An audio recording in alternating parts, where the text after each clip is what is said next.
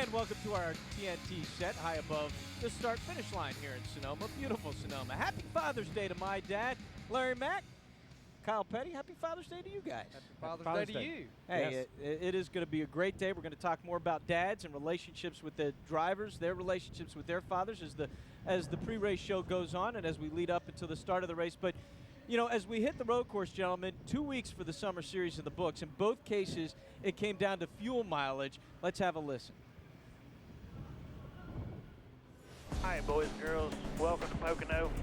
Have a little fun today and bring us home my little triangle trophy so we can get out there and yard them and try to save some fuel. I'll take care of it. God, I'm proud of you guys. You make me look like a genius in here. We don't tell you how to save fuel. I just hope you save yourself enough to do your burnout. You got him this lap. Go get him, buddy. As we only want to go fast enough to keep the 16 behind us. I think I can get him. Can I try it, Erwin? Hell yeah, come on. Not letting up much, man. I can't let off. Out.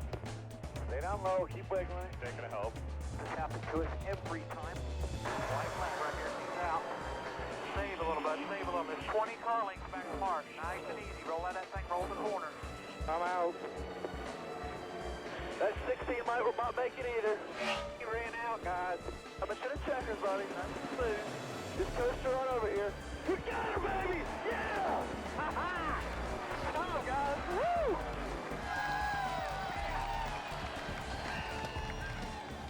How great is it when Darren Grubb goes, I hope you just saved enough to do your burnouts. That's what I want to see. Hey, you know, fuel mileage, the issue our first 2 weeks for this summer series, but it was also the issue last 2 years we were here at this track. Colin, I'm going to ask you first, what's it like for a driver when you go into a race knowing that's got to be part of the strategy? I don't want to hear anything about fuel mileage. I'm telling you, I don't. I just want to drive as hard as I can, and especially at a place like this. But it is an issue at a place like this. And starting to save from the very beginning is a little bit of an advantage at a place like this. And I know that sounds stupid, but it changes your pit cycle, especially if the racetrack goes green. And that's the way these guys have to figure it. But let me tell you something. Fuel mileage, that's his problem. Once I set my butt in that seat, it's all about shifting gears and turning that wheel. You I don't got to care help about me it. just a little bit. I can't help you, Larry. I can't help you. Larry, you need to help us. Here it goes. Get out your pad and pen and get ready to take some notes. Explain to us all the stuff. There's the calculator that a crew chief goes through preparing for this kind of race. Yeah, I mean, it's a very short race. It's only 110 laps. And you have to come in here with your own game plan, your own strategy. But the gamble, you pretty much know how far you can go on fuel. But the gamble is banking on how many caution laps you're going to have, because the ratio here is pretty much 2 to 1. This is how we figure fuel mileage. What we would do from yesterday's practice, we would take a number of laps that we actually ran. We would multiply it times the size of the track, divided by how many gallons it held. We went to the fuel pump. That gives us the miles per gallon. Here, it's about 4.2 to 4.4. Then we come back and multiply that by what the tank should hold, which is 19 gallons, divide by the size of the track, and that will tell us how many laps we can run on fuel. You see right there the caution laps I was talking about, 2 to 1 ratio, caution to green. It's a 110 lap race. Run the race backwards. You get to the window of 26 to 32 laps. Even if it's under green, you make your first stop, and then you know exactly when roughly your second stop needs to be. You got all that now? The hypotenuse divided by the square root of the. And let me just go back to my position here, okay? I skipped those 18 years of school. I didn't get any of that, but I understand what you're trying to say, and that's the way you guys have to call the race. That's why it's hard for us as a driver sitting in the seat to understand exactly what's going on. It's a chess game. But what's important, Mark, is knowing exactly how much fuel your fuel cell will pick up. We saw several teams in practice yesterday run it completely out of gas just to see to the 10th how much fuel it'll hold. Think about tenths of a gallon. Jimmy Johnson, about 4/10 of a gallon, he would have finished the last 2 races. It's a good thing he doesn't enjoy this at all, isn't it? Hey, we got to go check in with the guys upstairs calling the race. They'll call the race along with Kyle and Larry. Bill Weber and Wally Downback. Guys, take me out of this thing. Yeah, we'll try and help you with that, Mark. You get any of that math stuff? No, and I'll go with Kyle on this one, because here's what Kyle would say, the same thing. When Larry says pit next lap, that's how we figure out a fuel mileage. Now, that's one of the reasons the garage area this morning had a different feel to it. There's a lot of nervous, very on-edge guys in the garage this morning. I think it all comes down to these restarts. I think that's what everybody is concerned about. Anybody you talk to down there, the first thing they want to talk about is, well, I don't know about these restarts. I don't know how it's going to work. And it's difficult because this place is really hard. This is always, I thought, one of the hardest racetracks to get the green flag and get through the first lap in one piece because it's such an accordion over there. And you're looking in the mirror as much as you're looking in the windshield, and that's why everybody starts getting into each other. It's a tough place, and probably they're going to do it 4 or 5. They're going to have a lot of practice doing the start of this race. And that might be the only time really to pick up spots because there aren't a lot of passing zones at this place. There really aren't. This place is very tough. I think today may be a physical race because it is really hard to pass. You've got 1 or 2 spots here you can try to outbrake a guy, but you got to set up the guy almost the whole lap to get to that point. You'll see tempers, you'll see people running out of patience, and I think you're going to see guys laying their bumpers to the other competitors because that's about the only way you can get around somebody and more get them out of shape a little bit. Okay, do me a favor, will you? Start saving fuel right now, okay? Yeah. Work on that. I don't know how. All right, we'll see you for the countdown in a little while, Mark. Well, he might not know how, Bill, but I know there's a guy who does. There he is. I would have loved to see you in a bow tie today. Oh, that would have been special. I think next year at Sonoma, we need to get a bow tie for you. Hey, time to let you at home sit down with us here. It has been a blast the last couple of weeks. Please keep it coming on Race Buddy. Head to NASCAR.com. Look for the Ask the Booth section there. Send us your question, comments, thoughts, ideas. Of course, enhanced coverage with Race Buddy and interaction with us as well. Log on to NASCAR.com. Get involved. We'll see what you have to say a little bit later in the show. We've got plenty more to go. We're going to get more brake pads to hold down our papers. But coming up next, this week's Pride of NASCAR series. Ralph Shaheen sits down with one of the most versatile drivers in motorsports history and one of the original road ringers. And last year's winner of the race, he's won 3 times already this season. Kyle Busch is going to join us on set. Coming up on Countdown to Green, Wally at it again, jaywalking through the road course. So much fun ahead. Keep it here.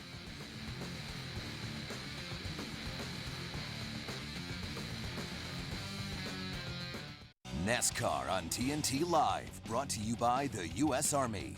Watch drivers battle for position on the U.S. Army Battle Cam, only on TNT's Race Buddy on NASCAR.com. And by Prescription Flomax.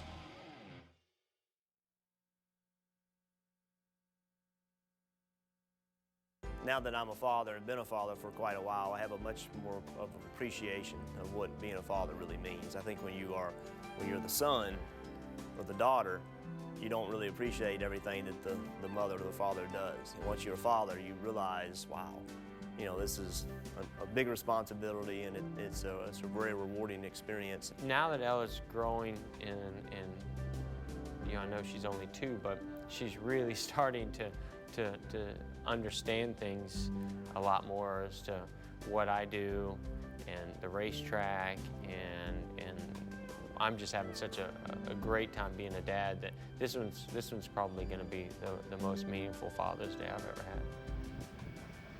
And happy Father's Day to the Jeffs and their dads, all the dads out there. Gordon, 9 career road course wins, last 6 races at this track. How about the most wins, most top 5s, most top 10s, most laps led? I have a feeling we're going to be hearing from him several times during the course of the day. All right, time for us to head across the check in with our pit reporter. Strategy, obviously, a little bit different as we've already discussed. Let's find out what's going on. We're going to start with Lindsay Zarniak. Lindsay? Mark, if there's anybody out there today who's really been biting his fingernails, it's the driver of the 26 machine, Jamie McMurray. That's because he really enjoys road course races, and in fact, because he's pretty good at it, he puts a lot of added pressure on himself. He was not happy with the car, the way that it unloaded here on Friday, but they've made a lot of changes, including some that they've made this morning. They think they've gotten it to a place where Jamie McMurray feels comfortable, but he's going to have to charge through that field because he starts today 23rd, Matt Yoakum.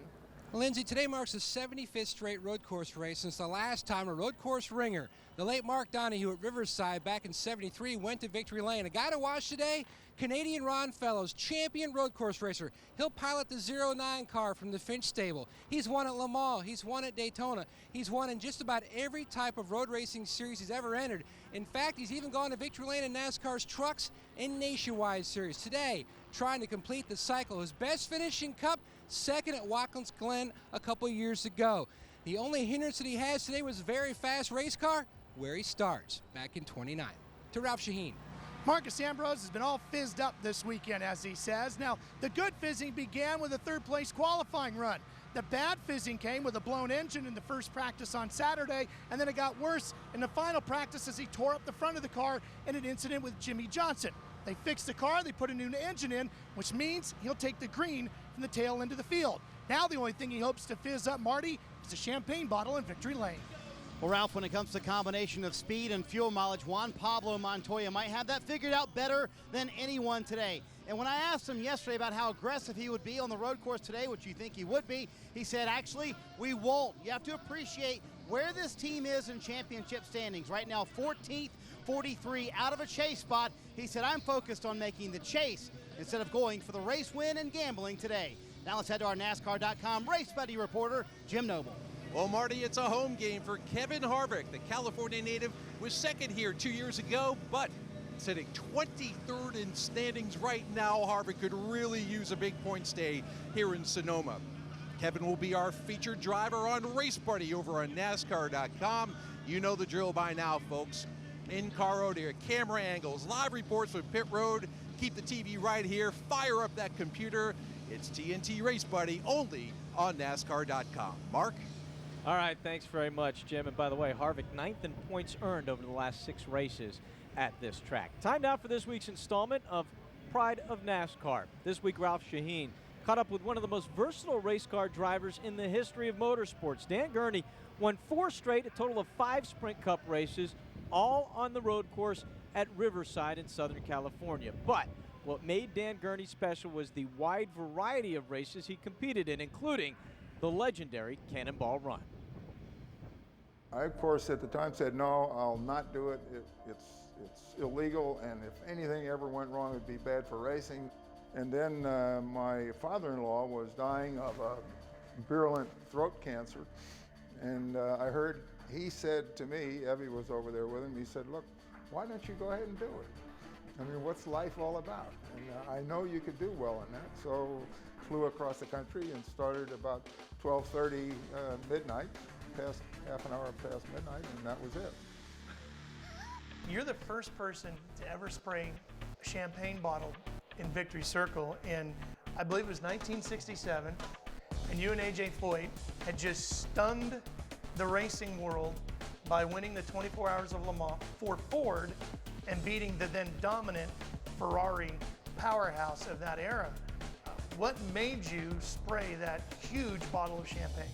I hadn't planned it, but when they handed me this, it was like handing me a fire hose with champagne, and I just let it rip and watered down all their lenses on the cameras, and also got Henry Ford and his new fiance. And why, I don't know. I guess it had been a 10-year effort to try to reach that point, and we did it, and it was in the history books, and it was a fabulous feeling. As an inventor, you've always been way out of the box, and you came up with such things that are now everyday pieces of racing is the Gurney flap. I mean, you actually have a piece that's used by everybody that's named after you. Necessity is the mother of invention. We had been testing for 3 days, enormous heat down in Phoenix on the 1 mile racetrack, and we couldn't go as fast as we wanted. We were about 2 seconds off the lap record. I knew that we had done things with spoilers on the back, just like NASCAR has been using in the past, and I said to myself, I wonder if that spoiler sort of thing would work on a wing. We built it within 45 minutes or so. We had enough scrap metal and top rivets, and we built it and tested it right then and there, and it was bang. It was very good. So many accomplishments as a team owner, All American Racers, as a driver, and as an inventor. Which one are you the best at? Driver, inventor, or team owner? In a way, we're blessed with really good people. And even during driving days, I mean, when I drove NASCAR and had the pleasure of driving with the Wood brothers, their car, why they were so good that I almost felt guilty sometimes. For many years, NASCAR's tour stop for the Cup Series on the West Coast was the old Riverside International Raceway here in Southern California. Unfortunately, like what has happened to many old racetracks, it's now a shopping mall a few miles from here.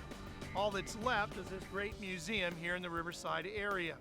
Back then, just like today, many of the day's superstar road racers all showed up looking to take the big trophy away from the stock car guys. Then, the big name, the living legend, Dan Gurney, was the original ringer. Gurney in number 28 Ford catches Roberts in number 22 Pontiac. On lap 100, Gurney charges past Roberts and goes in front for good. I was probably lucky, and I was more of a student of what it takes, and I knew Riverside well. Skip Hudson and I followed on our motorcycles when the bulldozers were fixing what became Riverside. But that really, you need to have a really good feel for the geometry of a track, and you need to have, I mean, if you've got a team like the Wood Brothers was in those days, why, I'm not saying it was easy, but it was a huge advantage. You had spent so much time at that period running all these great open wheel and sports cars. What were the stock cars like? Were they dinosaurs compared to some of the other things you were driving? I used to joke like a Formula One car, which was the lightest one, was like a water bug where they go, boop, boop, you know, could just do quick moves like that. And driving a stock car, I said, was kind of like trying to dock an aircraft carrier. So you say, you know, full steam ahead and nothing happened. Then gradually it happened, or put on the brakes or try to turn in this big lumbering thing. But the fact was, it wasn't that different from a regular racing car. The timing of how things happen was different. The heavier they are, the more slowly they respond, but that does not make them any easier to win with or to drive. Do you like being the first ringer? If the ringer wins, I guess the ringer likes it. I think it's probably much more difficult today. The regular NASCAR drivers, or the top ones, are much better than they were then. I don't know. I've often wondered about that. Maybe it's time for a comeback. No. Anyway, yeah. You started to say maybe it's time for a comeback. Ralph and the crew, great job on that. Guys, kind of like with Dave Marcus a couple of weeks ago, this is a name that for our fringe fans, maybe the people who are new to the sport, they might not recognize, but a legend. Yeah, but especially stock car fans. You don't recognize the Gurney name in stock car circles. He was the original ringer, and a good ringer at that. I just did a deal with the Wood Brothers. It was a privilege to have Dan Gurney drive their car. It wasn't something, so many guys say, I got to drive this, I got to drive that. They're like, Dan Gurney got to drive for us. And you know what? In all the history of motorsports, there's only 3 drivers to win in NASCAR, to win in Formula One, and to win in the IndyCar: Mario Andretti, Juan Pablo Montoya, and Dan Gurney. That's only 3 that can claim that they've won in all 3 of those series. And Gurney, the only American who drove an American-made car to win the F1. That he designed. That he was also his car. Yeah, again, great stuff from Ralph and the crew. Thanks. All right, as we head to break, a look at the sights we've gotten to take in this week. From a bridge that takes your breath away to the resplendent beauty of Napa Valley, a brilliant backdrop for a racetrack that demands so much from the sport's premier drivers. And on a day where daily demands are rewarded for so many dads out there, again, happy Father's Day from Sonoma. We'll be back.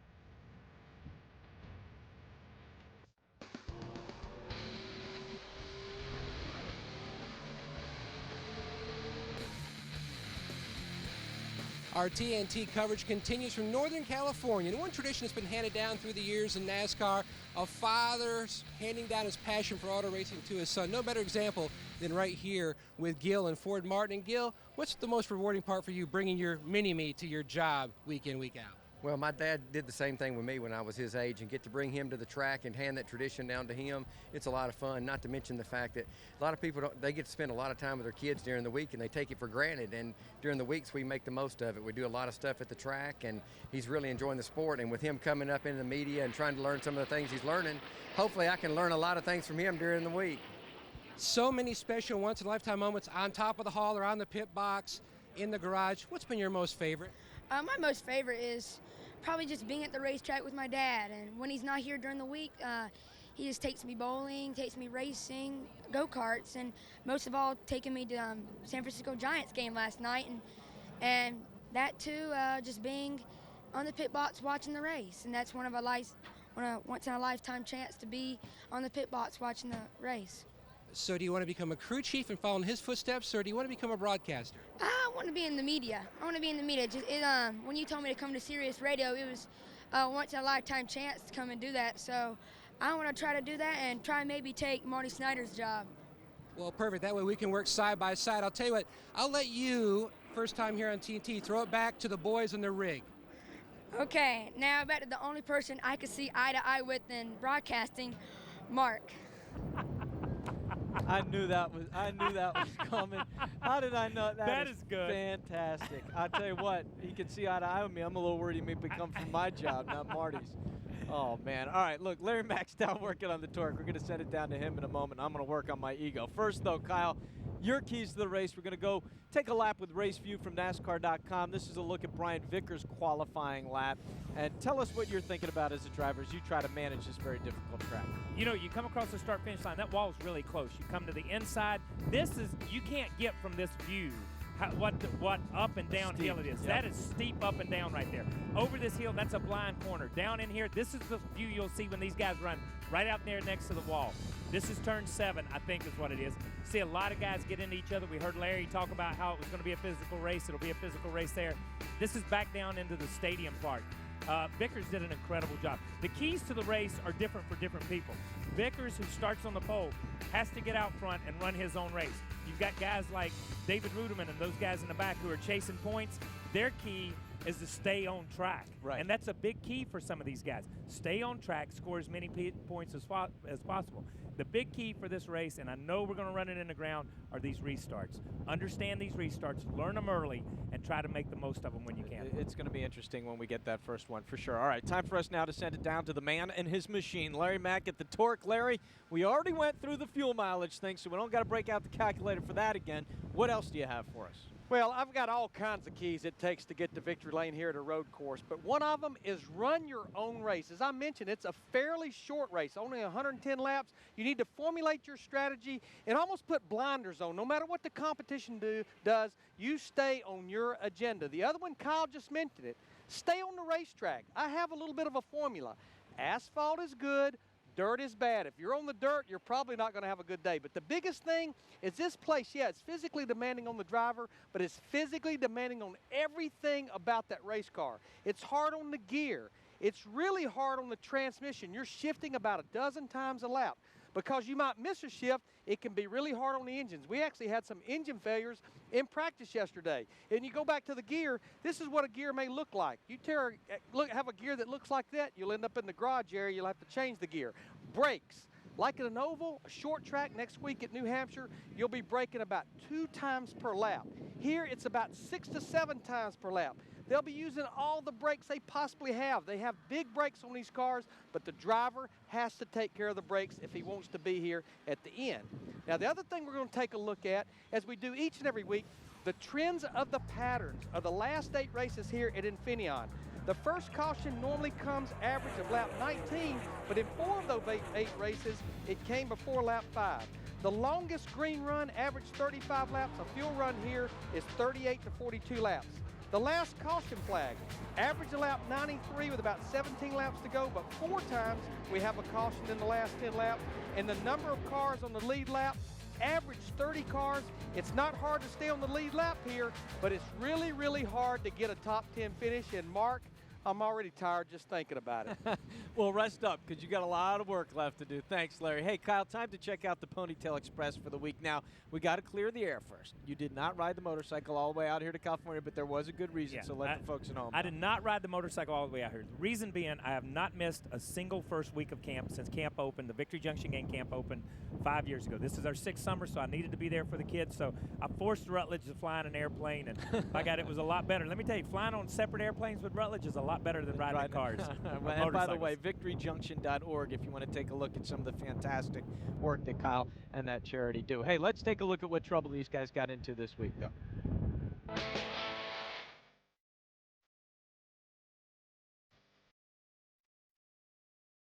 Hold on!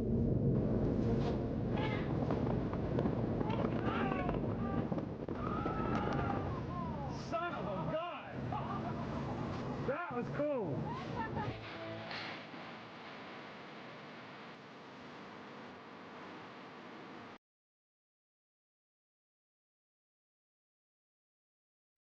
This is Rutledge. No, this is Rutledge. No, this is Rutledge. Hey, turn around and let me see your face. I love wine. Gosh, that's good. Quit that. I don't mean to. Probably the only person that doesn't wince when kissed by Rutledge there, right? That's just wrong, man. That's wrong. You guys have He's the so man. much fun. Hey, NASCAR.com if you want to check more of that out. It is a lot of fun, the Ponytail Express. Coming up later on Countdown to Green, a look at David Rudiman and Marcus Ambrose, their relationship and how they prepared for this week. Of course, later in our show, Kyle Busch going to join us on set. And the Toyota Save Mart 350 just around the next hairpin turn. Don't miss the start. First caution in this race has come in the first 5 laps, 4 of the last 5 races. We'll be back.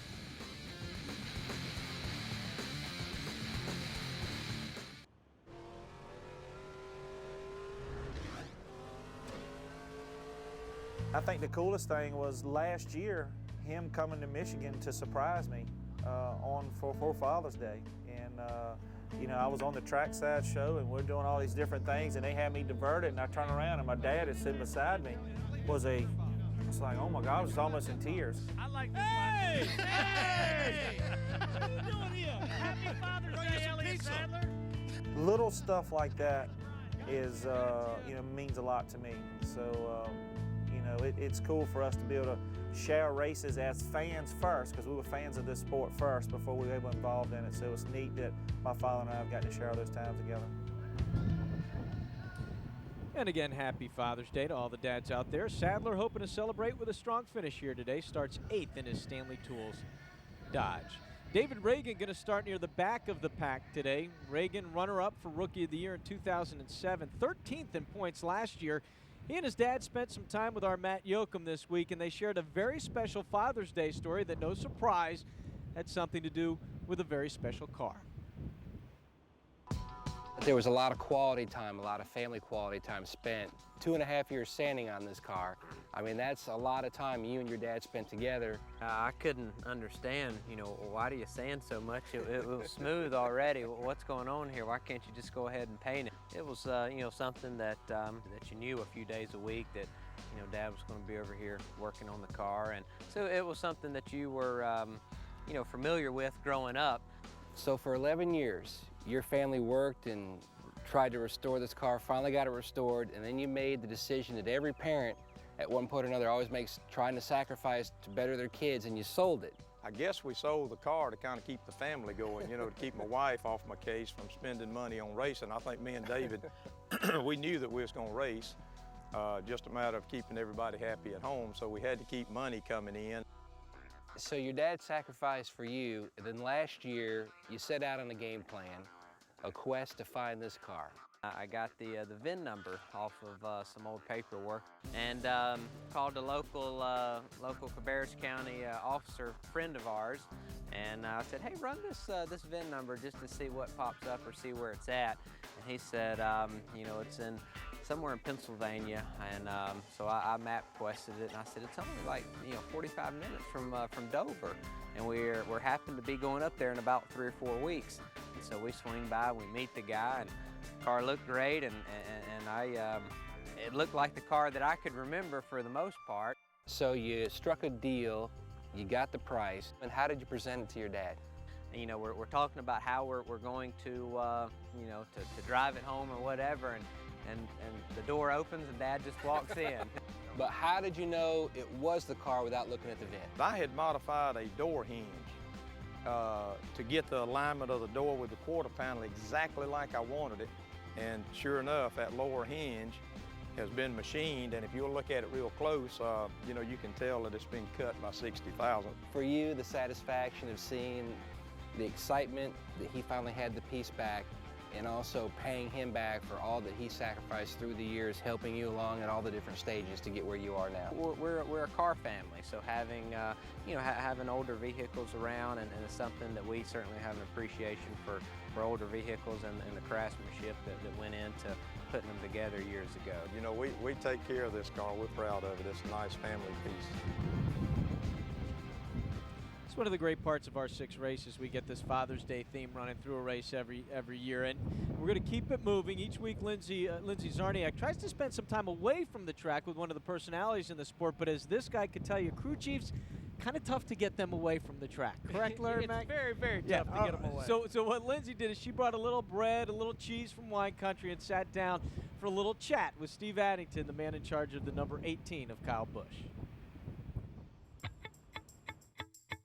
So when you come to Sonoma as the crew chief who guided Kyle Busch to his first road course win last year, I mean, how significant has this track become for you guys? Oh, I love it. I love the road courses since he started driving for me. We're undefeated. What was it like for you at that moment when he won last year? We didn't know what we were going to be like when we got here and how it'd go in the race.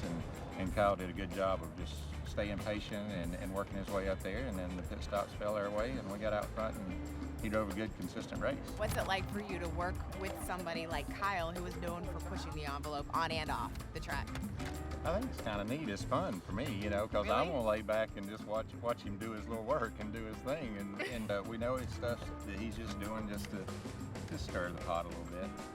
You're a dad. Do you ever find that you mentor him at all, like off the track as well, or does he ever ask you something? I would never go there. Really? I will never go there. But no, you know, just watching some of the things that go on and stuff like that, I sit there and I think, my son's 22 years old and he's 23, you know, at the time, and I said, that's just part of it. I said, if my son had a camera following him around, it'd probably be a lot of people mad too, so. So your son is Cole. I know your daughter's Ashlyn. How much involvement do they have in racing? My son, he doesn't care about racing. He's been to a couple of races when he was younger, but he's doing his own thing. And I always joke with him. I said, if you pick up a wrench, I'm gonna hit you with it. And your daughter, is she involved? She loves racing, and she would be here every weekend if she could. And I still can't get her to clean her room. But you the can little get things Kyle that Busch happen, to win a race, and you can't get your daughter to clean her room. Oh, trust me, it's a lot harder to get her to clean her room than it is to get Kyle Busch to win a race. How have you been able to so successfully, between this job that demands so much of your time, juggle all of it and really be a successful crew chief, but also a successful dad? Because I know, like you said, how much you have to give up. Well, the thing is, that when I was doing the Busch Series, I would drive to South Carolina and spend Sundays with them every single week. I didn't miss a week. And then when I got the opportunity to go cup racing, it worked out, and they told me it was a great opportunity for me to, you know, advance my career, and they could live a little bit, so they wouldn't be tied to Dad on Sundays. I think, guys, that is certainly one of the things that fans don't think about when they look at what goes on at the track and they're watching their favorite driver. They don't think, these guys got lives. They've got kids. They've got families. You both have experienced it. How tough is it? I think it's really tough. You know, I watch and I admire what Larry does with his family because this man's on the road all the time, 360. I'm telling you, it blows me away. But even growing up with Adam and Austin and Montgomery Lee, when Patty and trying to cut time in for baseball, basketball, football, dance class, all those things.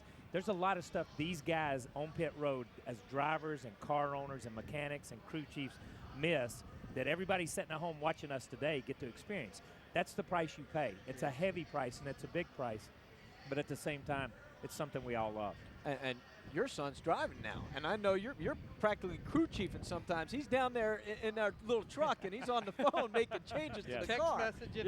It is tough, you know, and I would trade nothing for the career that I've chose to make my living in. 18 years as a crew chief, and now working on 10 years as a broadcaster. But it's very tough, and I got to say, one of the neatest moments that I've experienced this weekend was at 4:30 this morning, which would have been 7:30 on the East Coast, when I woke up and looked in my suitcase in the compartment they knew I wouldn't look in until I packed my stuff up, and there was a card from my wife Linda, and from my 2 daughters Brooke and Kendall, and from Brandon, and a picture of the 3 of them. I mean, I had to sit there on the side of the bed, and it just melts your heart that we can't be together on Father's Day, but we'll celebrate it tomorrow. You know, my dad passed away when I was 1990, but I certainly want to wish my father-in-law, Wayne, who was like a dad to me, a very happy Father's Day. And man, your wife and kids, but they're making a lot of wives and kids feel bad out there right now. That was good. That was good. Oh, I'm telling you, it'll melt your heart. And by the way, he talked about 18 years in the sport, 10 years broadcasting. By the way, 3 wins here, too. We have to mention that at some point. I'm glad you mentioned That's that. big. If you hadn't, I would have. When we come back, Kyle Busch going to be up on the set. The 18 has competed in 8 road course races in his career, 5 top 10 finishes in his last 5 road course races. Kyle Busch will join us after this.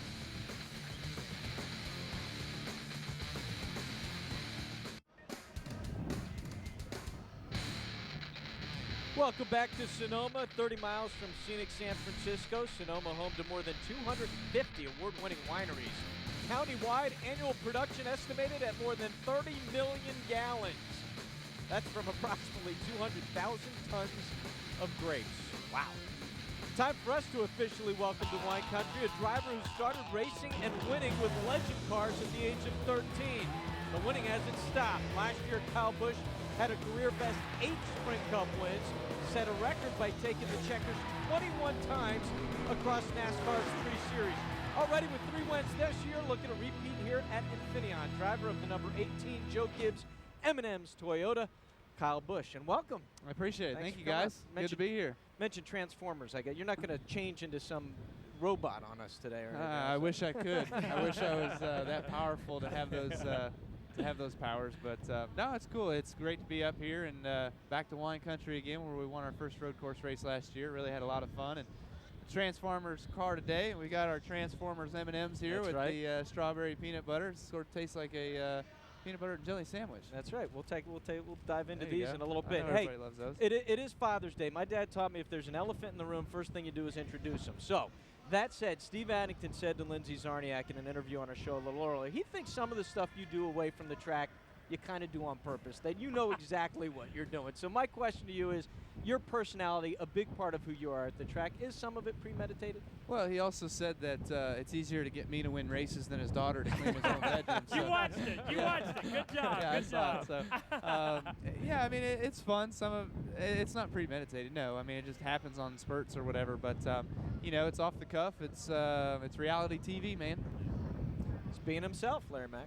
You know, Kyle, I don't know that I've ever seen anyone get as excited as you get about winning, but I'm not sure I ever see anyone as dejected as you are when you run second, like last night in Milwaukee. But your career, Kyle, 24 years old, 51 wins in the top 3 series. That is unbelievable when you really think about it. Well, it is, Larry, but you know, I look at all the losses more than I do all the wins. You know, we've lost a lot more than we should have given up. So that's the most frustrating point. You know, I mean, we've had, I don't know how many second places this year, but you know, over the past we've had quite a bit of races where we should have won and haven't been able to.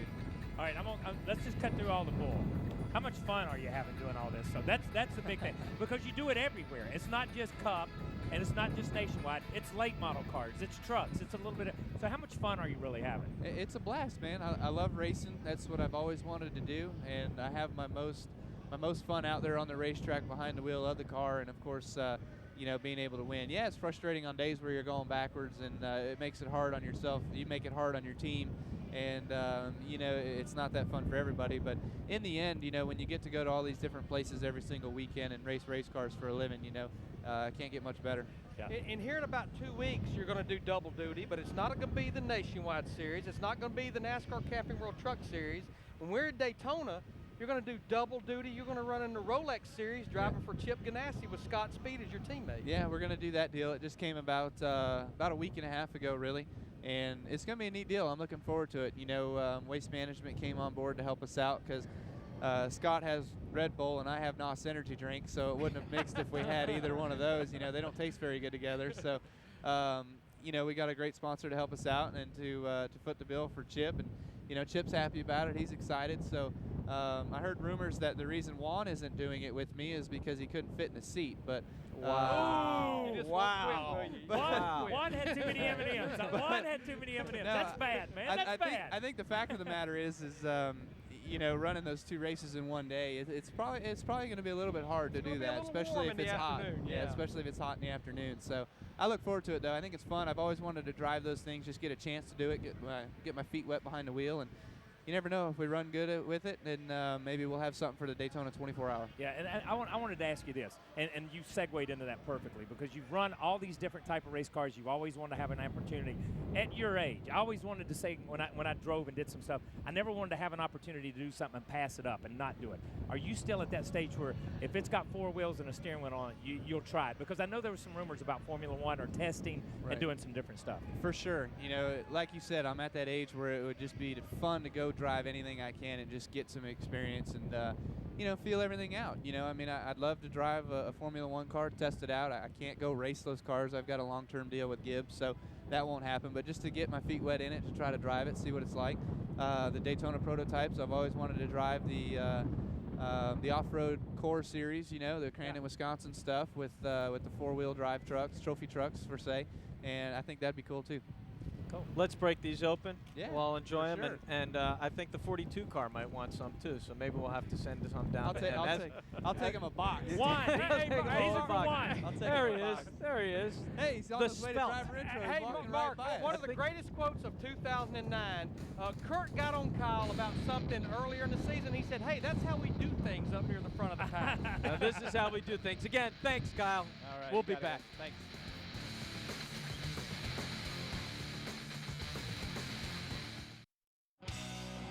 NASCAR on TNT Live, brought to you by Chrysler.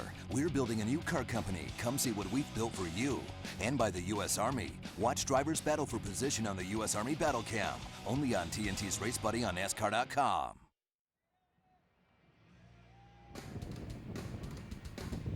Welcome back to NASCAR on TNT Live from Sonoma. Don't forget to check out Race Buddy and Ask the Booth. It is on fire right now with comments about Kyle Busch. No surprise there.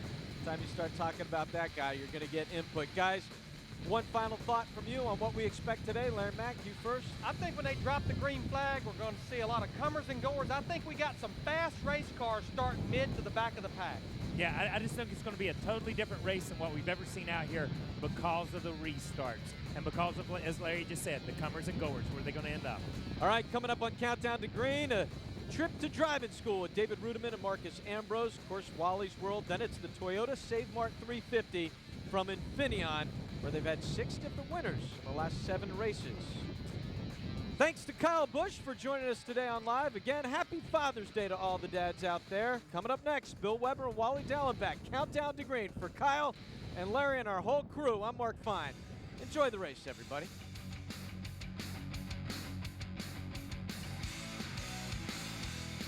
Nowhere is a Sunday drive more peaceful or pleasant than the wine country of Sonoma, California. The beautiful vineyards and rolling green hills provide a picturesque backdrop for a nice, quiet June day. But not this day. These fans are ready to make some noise. NASCAR has come to town. It's Father's Day, and these families are celebrating with Dad at the track. Meanwhile, the stars of the Sprint Cup Series hope to celebrate with a win on the road course in Sonoma. They know this race will take many turns, and while there will be plenty of wine, only one guy gets to taste the champagne, which, by the way, like some other things, gets better with age. Sonoma, the rich, uninhibited, lush valleys of Northern California. Set amid these pristine lands stands a 2-mile road course with 12 rigorous turns. This track illuminates the complicated bond of discipline and aggression. Road racing is really intense. You're turning left, you're turning right, go up and down the hills. You're upshifting, downshifting, tight corners, can't over-attack the racetrack. So many things can happen. You're just trying to stay on the track. Staring down a stiff challenge, NASCAR's best must not only tame this riddling track, but also subdue the road course ringers, a specialized group of drivers that look to pressure the competition. One step closer to the chase, the drama intensifies. Could this twisting course bend the standings? The NASCAR on TNT Summer Series continues. Welcome to Infineon Raceway.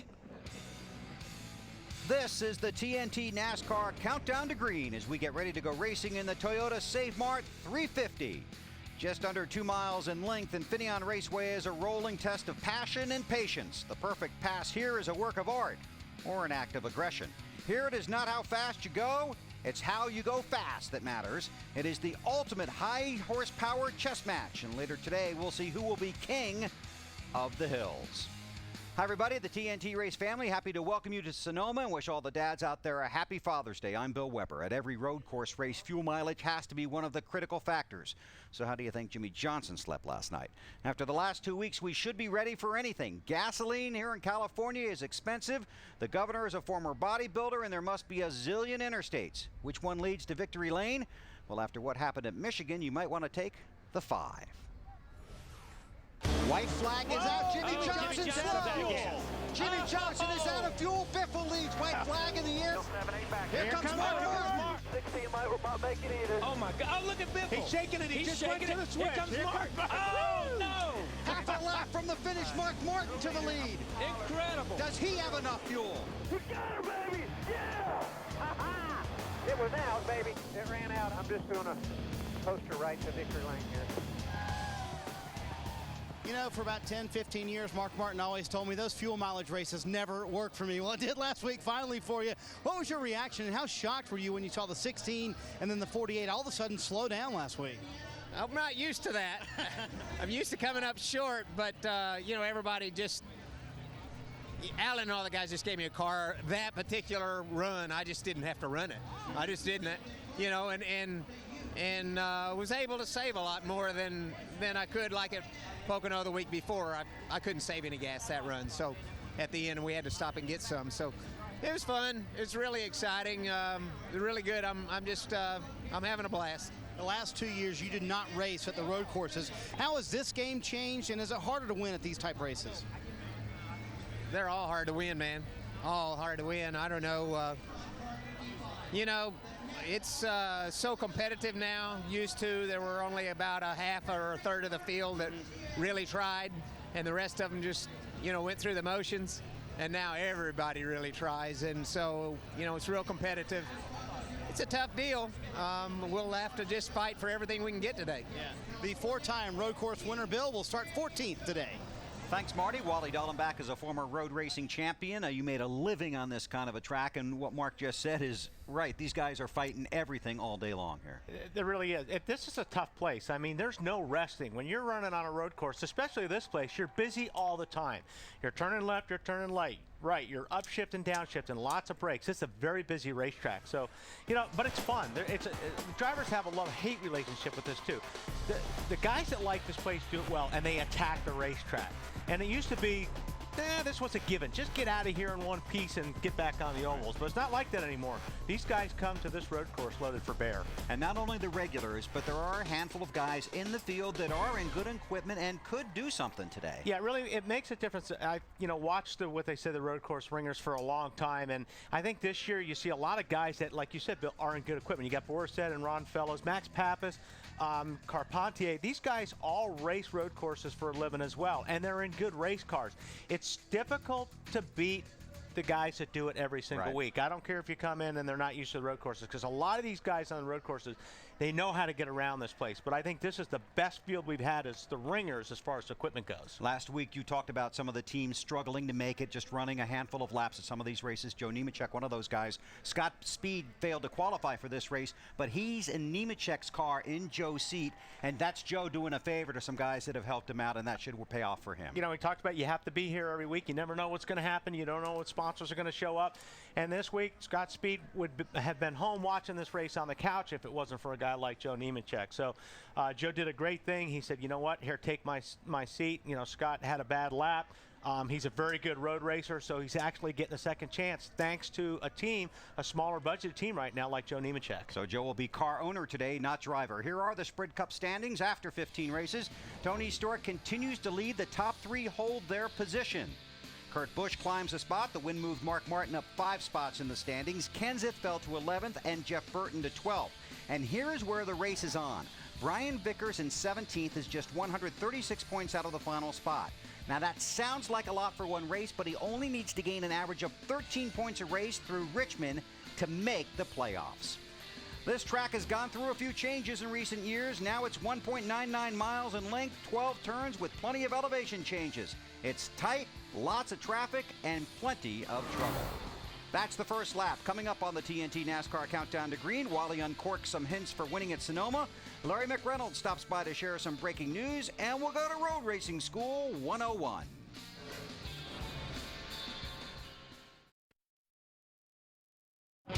Countdown to Green is brought to you by the Home Depot. More saving, more doing. That's the power of the Home Depot. And by Chrysler. We're building a new car company. Come see what we've built for you. Not like really, we're not like we're father and son. We're just like best friends, you know. I mean, that's really cool. We at each other all the time and joking around, and yeah, we have a lot of fun together. So, and that's I think a really great relationship. I have a tremendous amount of respect for him. I love him very much, but you know, he is my best friend when it comes right down to it. There you go, Buzzy. Happy Father's Day, and we're glad all of you are sharing part of Father's Day with us here on the Countdown to Green from TNT. David Rudiman got the racing gene from his dad, but that was driving around on dirt track ovals in Florida. As for this road course racing thing, we really might need a dream machine to pull off a good finish. 13th in points, just 3 out of the chase, David had to do something to polish his road course skills. Marcos Ambrose is an unofficial teammate of Rudiman. He also happens to be an Australian road racing champion. So to help David keep pace in the chase, Ambrose volunteered to do some tutoring on the track. Whether he volunteered or not, I was going to just beg him to the point where he was going to try to help me, because I think secretly Marcus just doesn't want me in his way on the road courses. You look in control, you know? Well, yeah. But when you're going that slow, it's easy to look in control, you know? Well, I've been unlucky enough to actually have to work for a living at one time, and I was a professional driving instructor. So we put together a little 2-seat program with the Petty Driving Experience, and just basically tried to give David a heads up on what I do behind the wheel on a road course race and the techniques I use to try and just keep under control there, because road racing is all about eliminating mistakes. He went faster around that place, explaining to me with one hand off the wheel and pointing to the corners than I'd ever been by myself. Now, did you ride with him? No. For certain. I've had enough experience of sitting in that passenger seat. I don't want to do that anymore. So David was fine to sit next to me, and he was very polite. He didn't say much.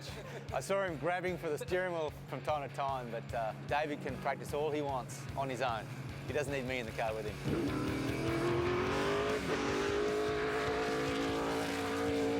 Well, there's your problem. You got clover on the tire. We throw jabs at him everywhere, all the time. It's not just here, it's everywhere. Yeah, it's not a road course deal, but this has been our weakness. Behind the wheel, it's all about time management. If you're not worried about, you know, downshifting, you've got your throttle nice and smooth, you've got time to think about other things. And so I think for David, he was just in such a rush to get everything done that, you know, mistakes were creeping in. It looked good. I mean, you looked like you're in control. It's like the timing looked okay. The smoothness looked good. Yeah, he's trying to do what you do a little slower. Yeah, that's what I do. I just slow it all down. The slower you do it, the smoother it is, the faster you go. Whatever Marcos does is what he's going to do. That's his style. Copycat. Exactly. There you go. What are some of the habits that you had to break that he had already developed? He was a granny shuffler. I mean, he was doing that pretty good. A granny shuffler? A granny shuffler, yeah. That's what my grandma used to do. She used to turn the wheel like that.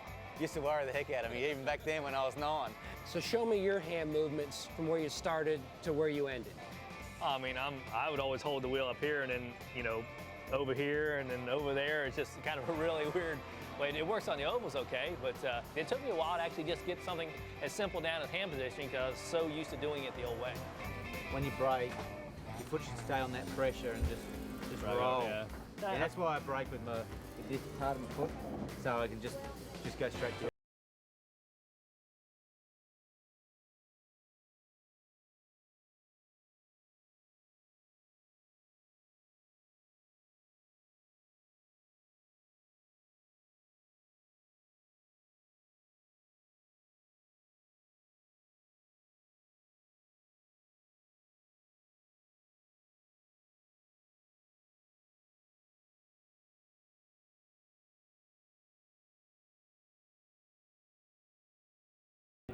Ever since last August, Marcos Ambrose has circled the next road course event on his calendar, third fastest in qualifying. A little bumper tag with Jimmy Johnson in final practice, but you have to go to the back due to a motor change. How does mentally and strategy-wise change your approach to today? Yeah, we had a terrible day yesterday. You know, I just went from bad to worse. Didn't mean to get into Jimmy there. I mean, he's 3-time champion. He owns the track. I just borrowed off him. And, you know, just trying to get a lap in on that new motor at the end of the session and cause even more trouble for ourselves. But fortunately, both cars are fixed. We're back on track. It's going to change our strategy. We're going to have to, like, gamble a little bit, try and get some track position back. without having to pass them all on the track. We hope to do it in the pits. Fingers crossed it works out for us. Otherwise, we have to do it the hard way. Well, the good news for Marcos, you go back to history, the last 3 winners here at Infineon all started worse than 10th. Bill? Thanks, Matt. Almost every driver appreciates a little advice when it comes to road course racing, and veteran road racer Boris Said is one of the best. This weekend, Boris took off his helmet and put on his coaching hat to take Super Bowl winning quarterback Kenny Stabler for a ride. Stabler is a true racing fan, and Boris showed him how to snake his way around the track. All right, guys, well, as we get set to exit out off the pit lane up onto the racetrack here in our Toyota Camry hybrid pace car, you know, Kenny, you had so many great come from behind victories and stuff. Is there anything in particular you could tell Boris that would help him get to victory come Sunday? I've always compared football to racing. You know, I've heard coaches tell me things like you can't win the game in the first quarter, and I would think that would apply, Boris, to racing. You can't win the thing on the first or second lap, right? Exactly, except you can lose it on the first lap, which you can't really do in football. But yeah, there's a lot of similarities. And I feel like the underdog. I mean, I feel like the Rocky Balboa when I come here. I always felt like the favorite in that situation. You talk about like being the underdog. We always felt like we were the favorite when we were behind because we had a great group of players and we had an attitude about it that we will find a way. Well, Boris, you got to feel a little bit that way too because your team's kind of put together that way, isn't it? My whole life, people have been telling me, no, you're too old, you're too poor, you know, you're too ugly, and I've just never taken that. I mean, for me, that's just more motivation to try to get it done. To come here and think I'm going to win is a stretch, but if I can come here and run in the top 10, you know, for me, that's a win. Still ahead on the TNT NASCAR Countdown to Green, Wally and Larry McReynolds on how to avoid the potholes when it comes to road course racing. And you'll hear from some of the guys that get around this place pretty darn well. Juan, Kyle, and a couple of Jeffs ahead on TNT. Winning any Sprint Cup race will make you smile. It's also quite an accomplishment. Winning here is an achievement. Wally Dallenbach knows a little bit about running the road courses, and one reason why is because he is outstanding in traffic. Just watch. Hello from beautiful wine country in Northern California and Infineon Raceway. Infineon is one of 2 road courses on NASCAR's top circuit and provides multiple challenges to the drivers from the moment the green flag is dropped. One of the hardest things to accomplish is getting through turn 2 on lap 1. In the past, usually someone goes off or gets put off. If you make it through here safely, you're off to a great start.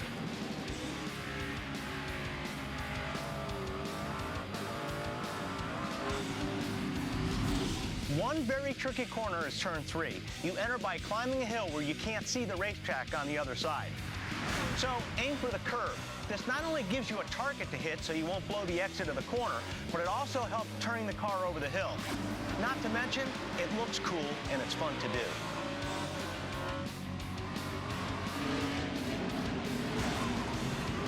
If you are going to have a shot at winning here at Infineon, you have to keep it pointed in the right direction.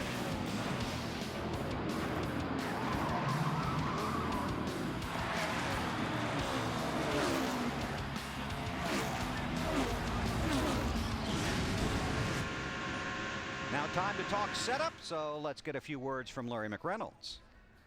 Well, Bill, as we've been talking all during the pre-race, our goal is to make this race on 2 pit stops and 2 pit stops only. Now, that does not give us a lot of opportunities to adjust on this race car. Plus, the big challenge when you're making adjustments, remember, we're turning left and turning right, so you may hurt the lefts, help the right, so we got to be careful.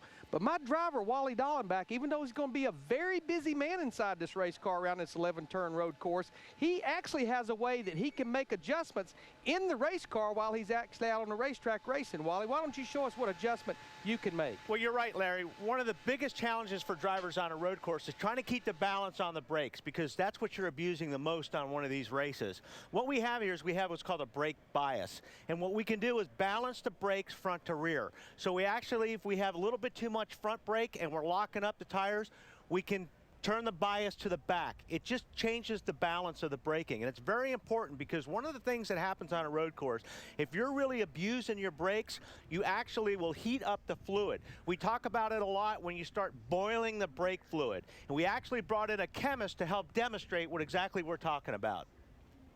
Yeah, this is Dr. Larry in my torque lab. Now, my driver, Wally Dallenbach, was talking about boiling the brake fluid, getting the brakes too hot. Now, obviously, we're trying to do as good a job as we can at keeping the brakes cool, keeping the car driving good, and that'll keep him from having to use too much brakes. But if we get the brakes too hot, it starts boiling the brake fluid. This is brake fluid in my test tube, and you can see what happens when we get it too hot.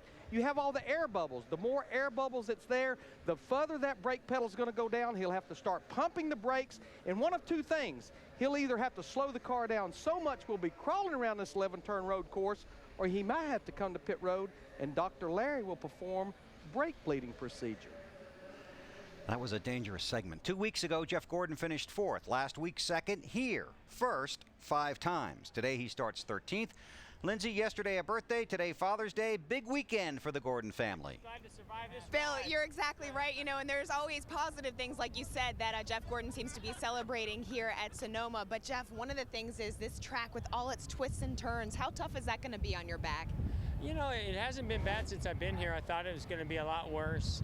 You know, this is more of a finesse racetrack, and so you don't pull a lot of G's in any of the corners, and you almost can't even use the brakes as hard as you'd really like to. So far, so good. You know, once you get out there in the race, though, you never know what the conditions are going to be, but we're going to get out there and give it everything we got with the DuPont Chevrolet. We've been off a little bit, more than we'd like to be compared to our speed in the past, but I think we got something for them in the long runs. Bill, I don't know if you're a superstitious guy, but Jeff is staying in the same hotel room he stayed in 2006, the last time he won here at Infineon. Can't hurt, Lindsay. Martin Truex Jr. followed his father's tire tracks into racing. He starts 5th today. Right next to him is Casey Kane. He considers this place one of his toughest challenges all year. Former Sonoma winner Juan Montoya is next on the countdown to green.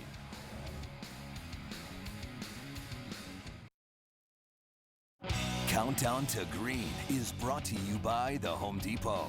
More saving, more doing. That's the power of the Home Depot. And by Chrysler. We're building a new car company. Come see what we've built for you. We used to go sit up in the grandstands and watch other racers, whether it was Rich Vogler or Mel Kayan or just different drivers, and how they were raced, and when they were going to make a move, we'd nudge each other and see who wasn't paying attention. Nudge each other. Yeah. And yeah, you're on national television though, so that's you know. Got a little tough too. Yeah. Don't have a spot for me. It's just even though you can't see real well, it's a pretty good deal. You got your night vision goggles for Daytona. It's a night race, you know. Yeah, I'm all set up. No, I'm just tickled to be here, be a part of it, and have been a part of it for all his life. So I hope I can keep doing it as long as I'm around. It's a lot of fun. Father's Day at Infineon Raceway as we get ready for the Toyota Save Mart 350. Race Buddy's getting ready too. He's online at NASCAR.com. Check out the onboard looks. Send us an email. Check him out while watching the race with us. That's all going on at NASCAR.com. Last year race winner Kyle Busch won from the 30th starting spot 2 years ago. Juan Montoya won from 32nd. Today Brian Vickers will try and win from the pole, and he's with Marty. Yeah, Bill, and he told me he was surprised by that qualifying run. So will you be a surprise race winning contender as well, Brian? Well, you know, we had a good car. It's, yeah, for me, you never count anything for sure, whether it's a pole. I mean, we knew we had a good car in practice before we went out to qualify. We know we had a good car yesterday in practice for the race, but until the checker flag falls, anything can happen. Matt? Marty, no car on the grid has more attention to detail than Robbie Gordon's number 7, and it took you to happy hour to find the speed, but now the strategy is just to try to get around all the cars to get to the front. Yeah, I think that's, you know, obviously going to be the most difficult thing is get to the front without damaging the front fenders, because fenders are your friend here, and you got to make downforce. Even though it's low-speed corners, you still got to have those front fenders to get it to rotate the middle of the corner. So we were pretty fast in happy hour. We were 5th in the second to last practice, 3rd in the last one. But if you look at the average, looks like we're in pretty good shape. The Toyota's been running good. We get good fuel mileage, so it should be exciting. If you want to see why this race car is so special, just go to NASCAR.com. Check out my Beyond Pit Road section. Lindsay Zarniak. Matt, Juan Pablo Montoya is such a good road racer. You really expect him to be fighting in there for the win, but you said you have changed your mindset a bit. Why? Well, you know, we're in a really good position to make the chase. You know, this Target Chevy has been incredible year. I think everybody organized has done a really good job with this car, and, you know, I think we got a car to win the race. If we got a shot of win the race, we're going to win the race. But, you know, with the double side restart and everything, you know, more important, we got to bring it home in a good place, you know. If we can get a top 5 out of here for points, it'd be huge. Juan Pablo Montoya did get his first Sprint Cup Series win here in 2007, Ralph. They say it's all about calculated risks in winning road course races. How do you choose yours? Well, the first thing I do is make sure that I'm not that guy in that Red Bull helicopter, because his calculated risk is a lot higher than mine is. But no, you just, you try to get a good balance, and you know that you're going to run and hopefully pit only twice, so you know that you got to make your tires last during the duration of a run, and you know that your crew chief's going to stop you as short as he can for that last segment, so you're going to run a full fuel run. So you know that you got to take care of it, and that's the thing that you have to do, is just sit there and weigh your options. If it's early in a run, you let guys go and let it sort out, and you work your way back through. But you can abuse your stuff too early, too quick, trying to just hang on to track position. Bill, 6 of Tony Stewart's 34 career victories came on road courses, 2 of them here at Infineon. Thanks, Ralph. No stunt drivers in this race, just the 43 best. The countdown is at 0, and NASCAR is coming up next on TNT. TNT Sports presents NASCAR. Today, it's the Toyota Save Mart 350 from Infineon Raceway in Sonoma, California. Getting ready to go racing here in Sonoma. Let's take you down the pit road. Here's Marty Snyder. Well, Bill, everybody's looking for the combination of speed and fuel mileage. Talked to Jeff Gordon moments ago. He told me they don't think they have the speed in the car to be able to win this race, so they'll play the fuel mileage game. And Steve Letarte, as crew chief, brought up an interesting point to me. Double file restarts, maybe more cautions today. The man who pits last first might stand the best chance to win this race. Lindsay? Marty, Greg Biffle is still steaming from running out of gas for a second straight week at Michigan. He feels like today he cannot let that happen, obviously on a track where fuel mileage is so important. I just talked to him. He said, I do think I've got a very fast car, but him and his crew chief know it's all going to come down to what happens on double file restarts, Matt Yoakum. Lindsay, racing at the Infineon Raceway is more like an amusement park ride with the elevation changes and the very unique and twisty pit road. The key to today, survival and balance. You heard Tony Stewart talk about it. He's in the first pit stall in the second section. Today, the big thing is just trying to survive what some drivers call it the bowling alley, the slower sections when we have those double file restarts. It could get very interesting, Ralph. A popular number, Kevin Harvick, for these days is number 2. His best finish of the year, 2nd at Daytona. Best finish here at Infineon, 2nd 2 years ago, and he's 2 points out of a spot in the chase. So how does he turn those 2s into a 1? It might be single file up through the S's here in 2 and 3. He spent a lot of time talking with his crew chief about that very fact, Bill. Thanks, Ralph. Hope you guys have a great day down there on pit road. 11 of the first 18 Infineon races were won from the first 2 rows, 7 from the first row. The last 3 won from outside the top 10. It is going to be a wild afternoon. Get ready. This command's going to be something. Ladies and gentlemen, please welcome football great and former Oakland Raider Ken Stabler, president of Toyota Dealer Association, Henry Hansel, and Toyota off-road racing legend Ivan Ironman Stewart to deliver those most famous words in motorsports. For all you dads out there, happy Father's Day. Here we go. Gentlemen, start your engines!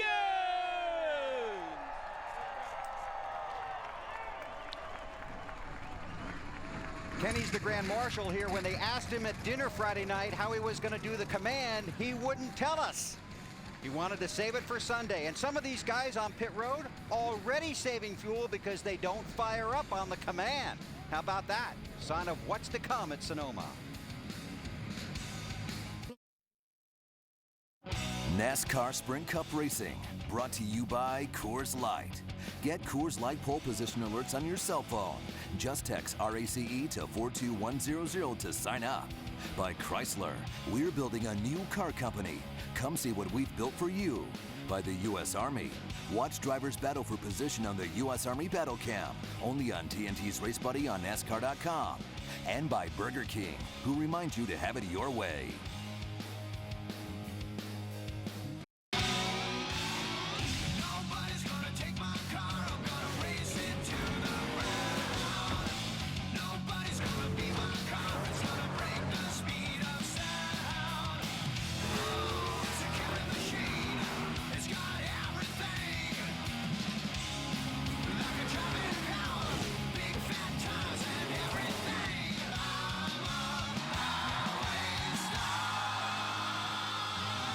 This is Infineon. TNT Sports presents NASCAR. This afternoon, it's the Toyota Save Mart 350 from Infineon Raceway in Sonoma, California. It has been a beautiful week out here. Hot earlier in the week, but today, just spectacular. 75 degrees. You see the track temperature. No rain in the forecast. Hi, everybody. Bill Weber along with Wally Dollaback and Kyle Petty. Thanks for having us in for the race. And before we get down to race business, if you would just allow us, Mr. Petty. Happy Father's Day to my father, Richard Petty, obviously, and thank you very much to Montgomery Lee and Austin for calling me this morning for a change. Thank you. I'd like to say Happy Father's Day to my dad and my father-in-law. Happy Father's Day, Grady, and to all your dads out there, Happy Father's Day from the TNT Race family. One lesson our dads try to teach us, play well with others. A lesson these guys might need to remember when the green flag waves. Yeah, this is a tough racetrack because it's so hard to pass. It's gotten so competitive. There's so many good cars and so many good drivers, and there's only one or two places here that you can really pass, turn 11 being one of them. And you have to use half the racetrack to set a guy up for turn 11. So I think what you're going to see as this race develops is you're going to see a lot of people losing their patience. I think you're going to see guys using their bumper a lot more in this race than we have in the past. But the biggest thing that I found in the garage area, and I think everybody is talking about, Kyle, is they're not even talking about brakes or handling or anything else like that. The biggest thing is the double file restarts. That's going to be tricky today. And this is going to be the last time we mention double file restarts. Not. Okay? We're going to talk about it all day long because it is a big deal. This is something that they've never experienced here except once at the very beginning of the race. And these guys are always nervous at the beginning of the race. What are we going to do at the top of the hill? That's always the topic of conversation. Now it's what are we going to do at the top of the hill all day long? And really the problem is because you get up on the top of the hill is you're trying to be careful of what's going out in the windshield, but you're looking in the mirror as much as out the windshield. Yeah. And that's when you run into somebody. Right. So that it's one of the hardest places to start a race. It actually happened to David Rudiman in practice here yesterday. Take a look at the starting grid for this afternoon's race. And as you see on the front row, Brian Vickers on the pole for the second week in a row. And we can only talk to these guys at certain points around the track. So you guys go ahead and take a look at the starting grid, and Wally's going to jump on the radio. Hey, Marcos, this is Wally Dollaback in the booth. Do you read me?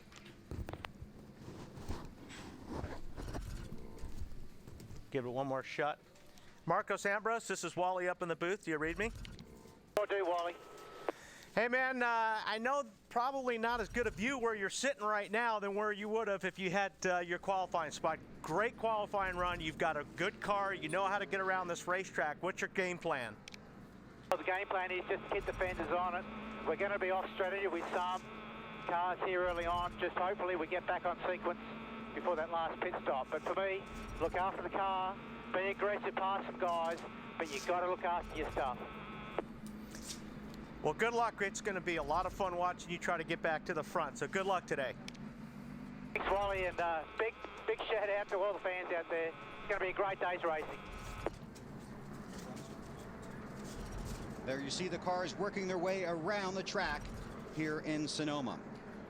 And we heard them talking while you were getting ready to talk to him during commercial when you talked to Marcus. We heard his crew chief telling them about some of their strategy and that the guys have a lot of respect for how much speed he has, and they know there's a fast guy at the back. Yeah, but there's always going to be that one guy that's not going to give you the respect. And you're right. I mean, he's going to come up on a lot of guys. He's going to be able to get some cooperation at the start of this deal. But that cooperation stops the further you get into the field. Yeah, and what else did his crew chief say? Okay, they know you're coming, you're fast. Okay, so give them a chance to get out of the way before you move them out of the way. And that was the end of that quote. Let's go down to Larry McReynolds. Well, Bill, with 11 races to go before this chase starts, we've got one of the tightest battles that we've ever had since the chase came into play. And when people look at road courses like here at Infineon, they know with all the things that can happen here, it can make a big difference in your point situation, one way or the other. Now, I think Marty Snyder is with a crew chief that would love to win the battle, which is this race, but he's also looking at the war, making the chase. Yeah, Larry Mack, there certainly is a bigger picture here involved with Juan Pablo Montoya, 14th in the championship standings, 43 out of a chase spot. So, Brian Patty, do you chase race today or do you go for the win? We chase race. You know, if you'd paid me the points for 5th this morning, I'd have left. You know, the bigger goal here is to make the chase. Obviously, it'd be great for all our partners and Target if we could win, but you know, we'll do the best we can and try to bring home a single-digit finish. So no matter what, you're going to play it conservative all day long. You know, I say that now, but we definitely don't only make mistakes and do what we do the obvious things right, like Chip tells us every weekend, and we'll see what happens. And Bill, as we heard Juan say earlier, they have a car that could win this race, so a lot of pressure on Brian Patty and all these crew chiefs today. What decision do you make? Do you go for the win, or do you play it safe? Marty, I'm not buying that. I mean, I'm buying it from the crew chief, but I am not buying from the driver that he is points racing today. There's no way you're going to convince me of that. Okay, now you've got plenty of toys, Wally. You had one out earlier. Going to take a virtual lap here at Infineon Raceway and give you fans a look at this place. Well, it's just the trickiest place on this racetrack, and this is one of them, is getting through turn one, because the cars stack up right here in this area. And on these double file restarts, this is where you're going to see a lot of the action. You know, we talked about a couple of the places that you have to be really careful. This spot over here in turn 7, although it looks like you're coming in here straight, when you're braking, you're going to see a lot of guys' right front tires smoking here, and that's because the car's off balance. You're actually turning the car a little bit, arcing it in. All you have to do is breathe on somebody when that's happening, and you'll see cars spinning. So that's going to be another problem area on this racetrack. Probably the most important place to pass is this last corner, turn 11. This is where all the action happens, but it really starts a lot further up the racetrack. You have to start here. Your car has to be good through this section. You have to be on the guy's bumper coming through this last corner in order to pull out and make a braking pass right here. So although turn 11 is very important, it starts way up there, further up the track. Your car's got to be good there because you have to be right on somebody's tail in order to make that pass at turn 11. Drivers very busy on this 1.99 mile track. Let's see. Couple of cars. Marcus Ambrose, we talked about him going to the back of the field for an engine change. Also the 71 car to the back of the field. And the 87 car has Scott Speed in it. Take a look at our race analysis. Yeah, that pit window. We'll get Larry on that a little bit later, but you're going to see some guys ducking in, I think, early and hoping that they catch a caution and this thing falls their way as far as getting fuel and doing the fuel mileage thing. The fuel mileage thing is critical, and you heard Marty say first in, first out, first to win, whatever all that is. And then I watched Larry in the pre-race show on TNT here and try to explain it with his chalkboard and all the calculators, and I'm still lost on it. I understand the concept of it, but this guy hanging onto the steering wheel here, he knows one thing: I got to get to the front, and that's what. Therein lies the problem at a place like this, because you're in the carburetor so much with your foot, off the gas, on the gas, downshifting, that it's tough to save fuel, unlike Michigan and unlike Pocono that we just come off of. Got some really cool shots here. That's Boris Said. That's about an 18 size right shoe there. And Boris is one of those few guys that heel and toes. A lot of drivers will just use their left foot on the brake and then not ever even touch the clutch, which is the pedal all the way to the left. And we'll show you that stuff throughout the race. But and it's funny, I like Harvick's accelerator here. That's an old suicide throttle. If it hangs down, he can kick his foot back. You see this piece up here around the Pennzoil part. He can kick that back. A lot of people don't run that. You don't see it on Robbie's car right here. But Kevin still runs that old school, you know, Saturday night racing type of throttle. David Gilliland was involved in the happy hour incident here, or the practice incident here on Saturday. I might have misspoke. I might have said it was David Rudin. It was David Gilliland, so he's in the backup car they actually borrowed from another team at the back of the field. It's Vickers and Kyle Busch, and you guys were talking about which position the pole sitter might take. Well, it's gonna be interesting on the restarts. I think right now you want to be on the inside. I think that's probably where you're going to be all day long, just because you're going to hope to get the jump on the guy. And we'll go through that, but right now the track's as clean as it's ever going to be, and that's going to be real important when you start picking lanes on those restarts. Field works through turn 11 of this 12-turn track. A lot of elevation changes, really some blind hills, some tough turns, not a lot of places to pass. See how it all unfolds this afternoon here in Sonoma. Happy Father's Day. Glad you're along for the ride. NASCAR on TNT. From Infineon Raceway in California. Green flag in the air. And see, Vickers did exactly what you want to do when you're in that position, is get the jump and get clear, so now this right-hander is all yours. And it's easier to do, like you said, with a clean racetrack at the beginning of the race. You see these guys piling in up here and bunching up. That's being very careful on the first lap. 10 laps to go, I'm not sure it's going to look like that. Vickers trying to break away, chased by Kyle Busch.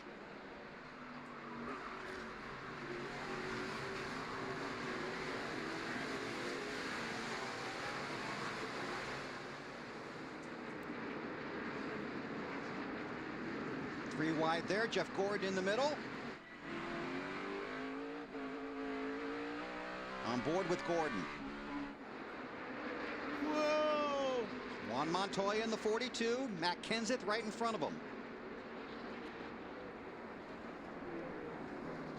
Down the hill, through the S's. This is a pretty cool spot, too. You'll see as the race wears on, these guys burn off fuel. You'll see the left front tires on some of these cars coming completely off the racetrack. Elliott Sadler inside of Jimmy Johnson for position. Like you said, they pull that left front tire off the ground because they've got cold tires, they got plenty of grip, and they're willing to use it. As they're not as fast through there, and as they got a pedal through there, you'll see that tire come back down.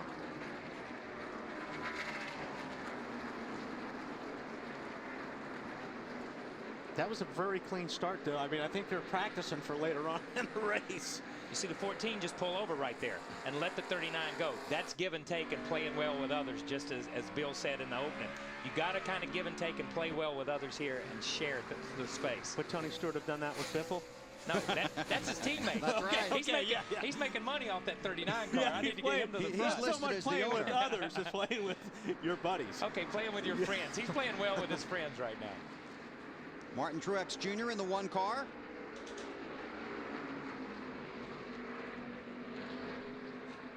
That's 5th and 6th right there.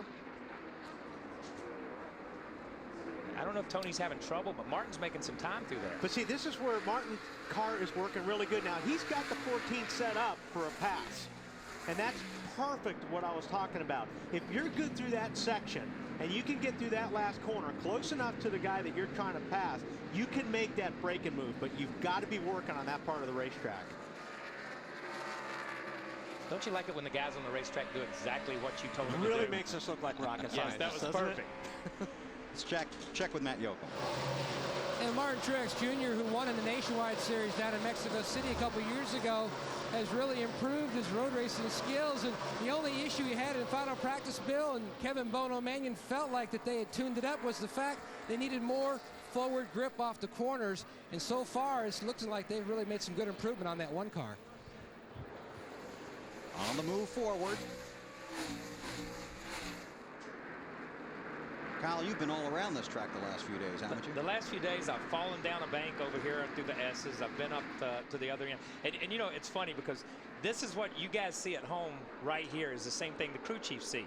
And we used to go out and practice, and you'd come in and you'd say, I need forward grip. I need some side bite. And they were like, well, keep all 4 tires on the ground, and we'll do the best we can. Because you carry a tire here. You hit these curves, picks up a left front, picks up a right front. You see them up there in turn 4.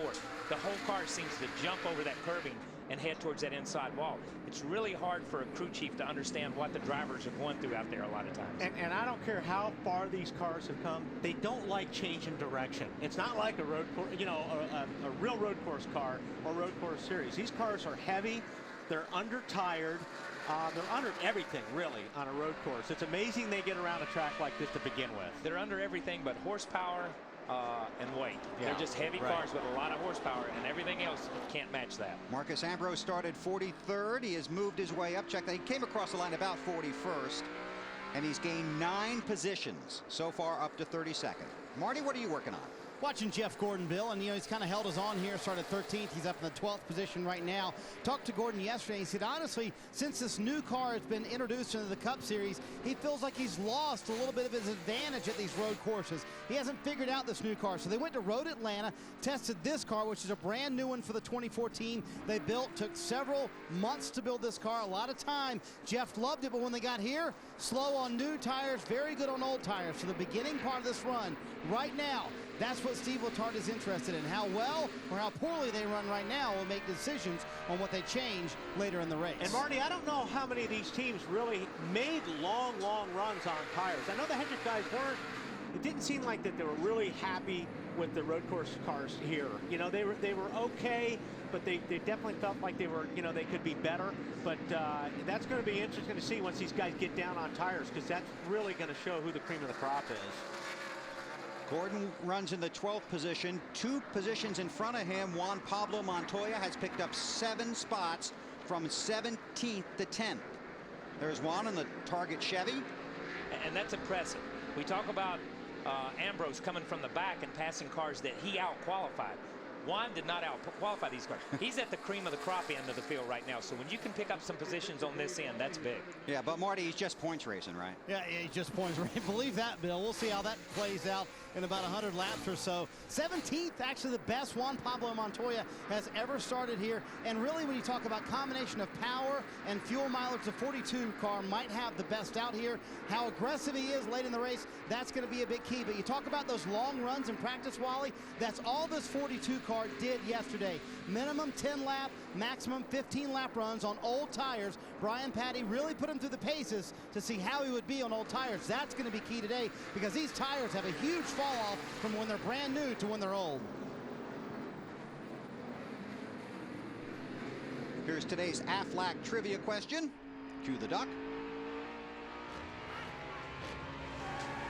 How many drivers have won 3 or more consecutive road course races?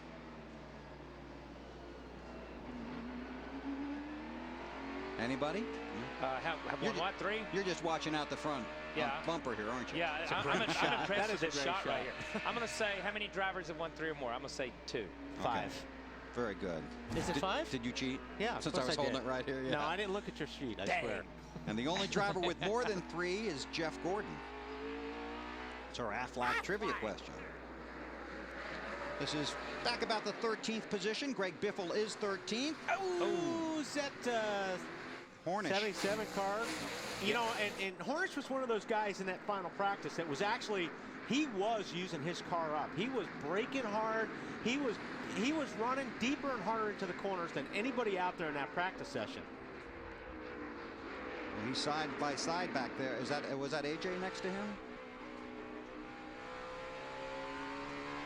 You got me. On board with Harvick. We should pay attention a little bit more.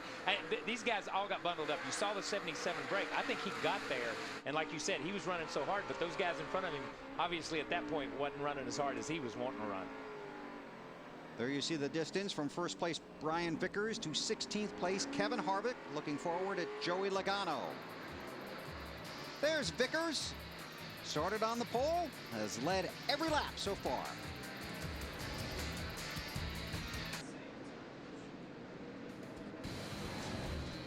Sonoma, California, home of Infineon Raceway. And today's running of the Toyota Save Mart 350. And you can see this course, and there are cars spread out pretty much all over it. Everyone chasing that one. Brian Vickers. Here is our Toyota driver update. By the way, this is the first time Vickers has ever led on a road course. This is his 10th road course race.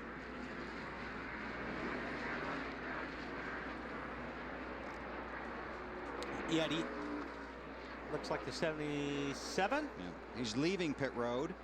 Report of a vibration on that car. That was after we saw him smoke the tires. Yeah, he got down in there in 10. He jumped on those brakes really hard to avoid hitting whoever was in front of him. And he peeled out to the right, but I'm sure he flat spotted him pretty hard. The 04 of P.J. Jones and the 66 of Dave Blaney have gone to the garage early in this race. There's Marcus Ambrose. Where's he running now? He is in the 26th spot. That's right. So he is making his way up very carefully. It's a gain of 11 positions.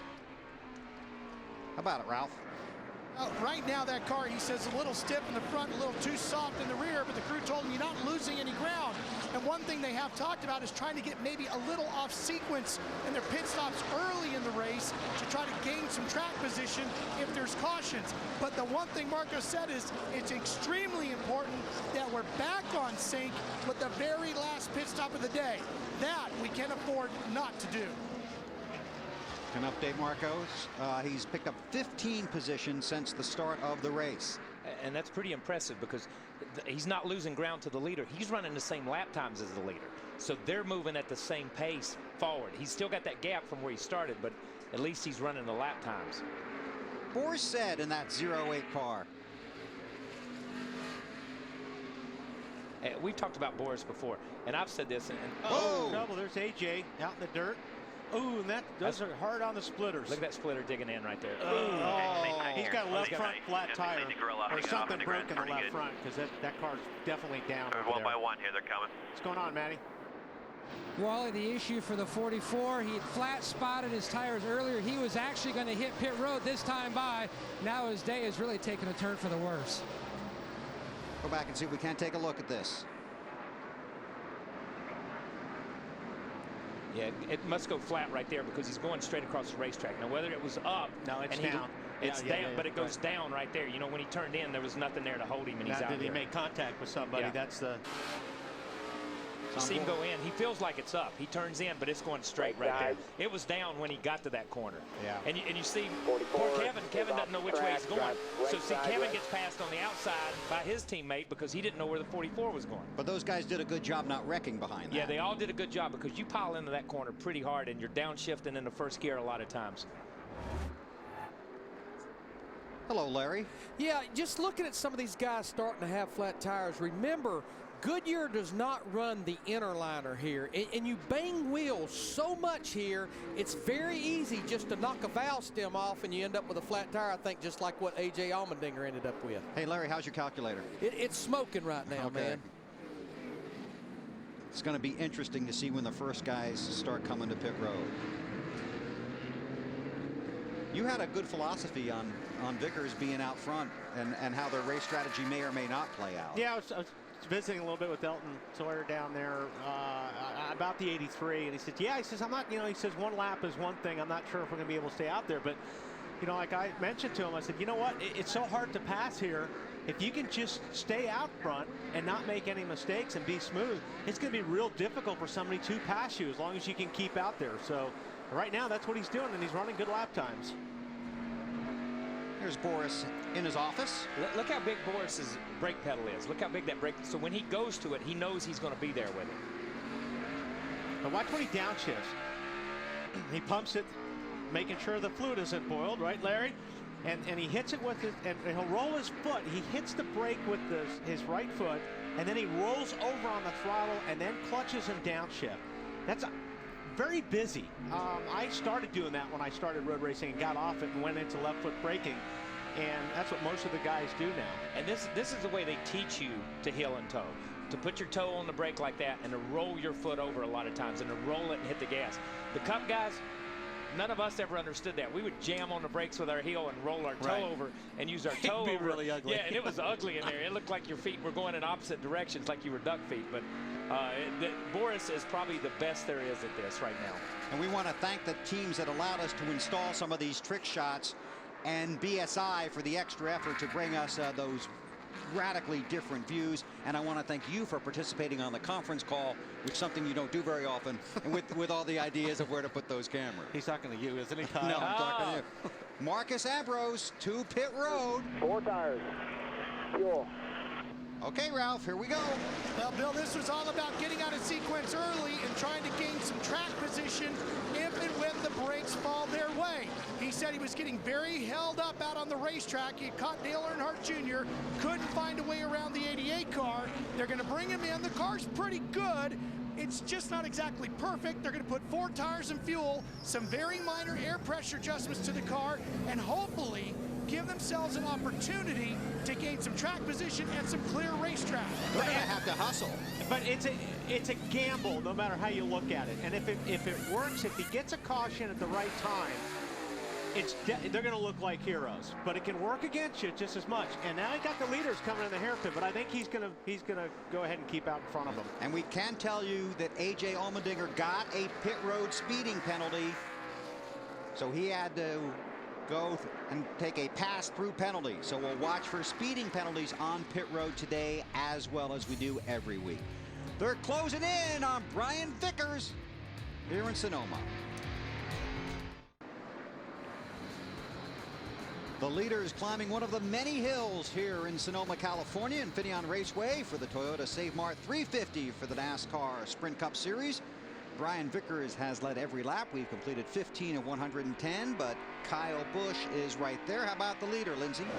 Bill, you can believe that Vickers knows that Kyle is breathing right down his neck. He just came on the radio and told his crew chief, Ryan Pemberton, I'm really tight in 7. I'm flat in the center. Vickers said that they had worked at VIR, but he also told me earlier today that that kind of stuff he thinks does not translate as well as he wants to on this course. He said he always tries to attack the curbs, but always ends up making a mistake. So we'll see if he can get these handling issues under control. And the closer the 18 gets. Yeah, watch when he comes into 11 here. He's definitely cooking the right front going into these corners. He did it up in turn 7. The 83 is. The 83 is. But just like watch the right front when he goes in there and brakes. And he's being pushed a little bit harder too.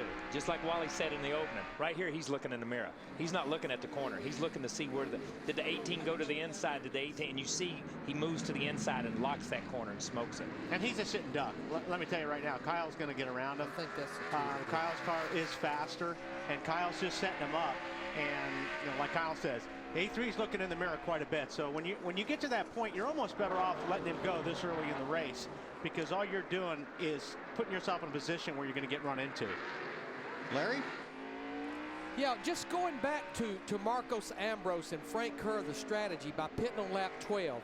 It's going to be a stretch for them not to have to make now still 2 more stops. But what they're probably banking on, Bill, is the fact that those 2 runs, which they would almost have to run 49 laps per run, they would have to have about 7 to 9 laps of caution in each of those runs to be able to make it on 1 more stop, and I think that's going to be a stretch.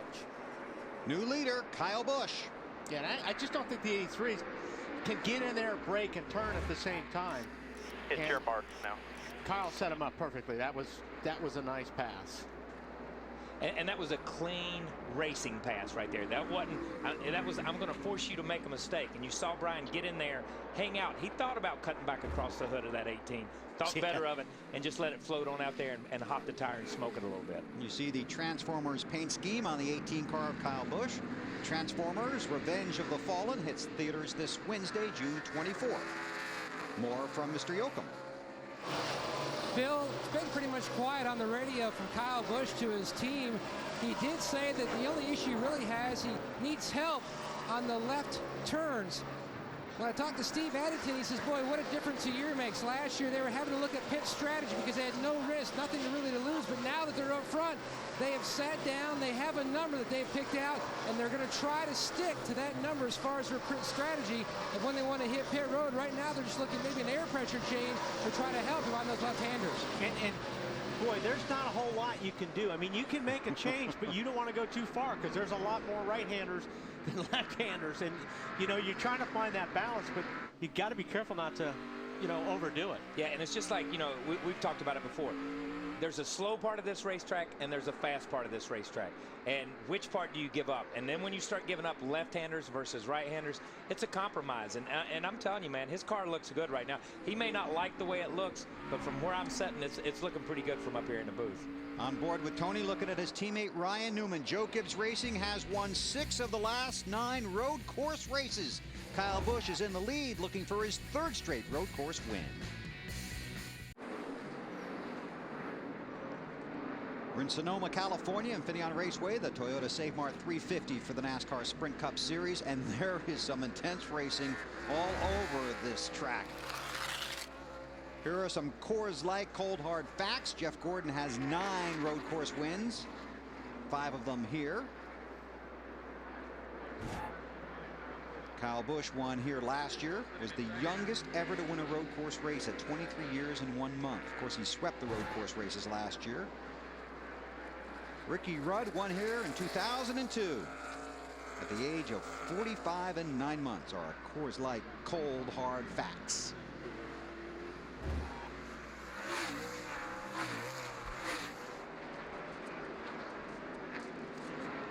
That's Jeff Burton. That's turn 11 right there. You see somebody's hit the tires and knocked the tires back up. You just saw him as Jeff drove off. I don't know if that was part of that incident, but he's moving slow. And the caution flag is out. First caution of the day. 20 laps are complete.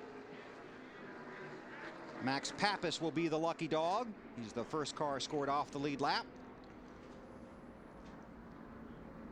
And of course, when we go back to green, it will be a double file restart. Let's go back and see if we can find out what happened to Jeff Burton. Already underway there. David Ragan. He clobbered those things. He did. And that's probably why the caution is out, because the tires are sitting there upside down, could fall over in a bad place, more so because there doesn't appear to be anything on the racetrack, because Jeff just really got around on him. Wrong place, wrong time for David Ragan. Kyle Busch is the race leader. Then it's Vickers, Kane, Stewart, and Boris Said. Under caution for the first time. Get ready.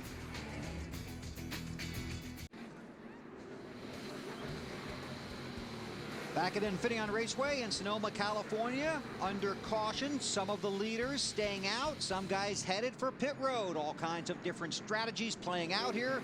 Early in this race, just 21 laps complete.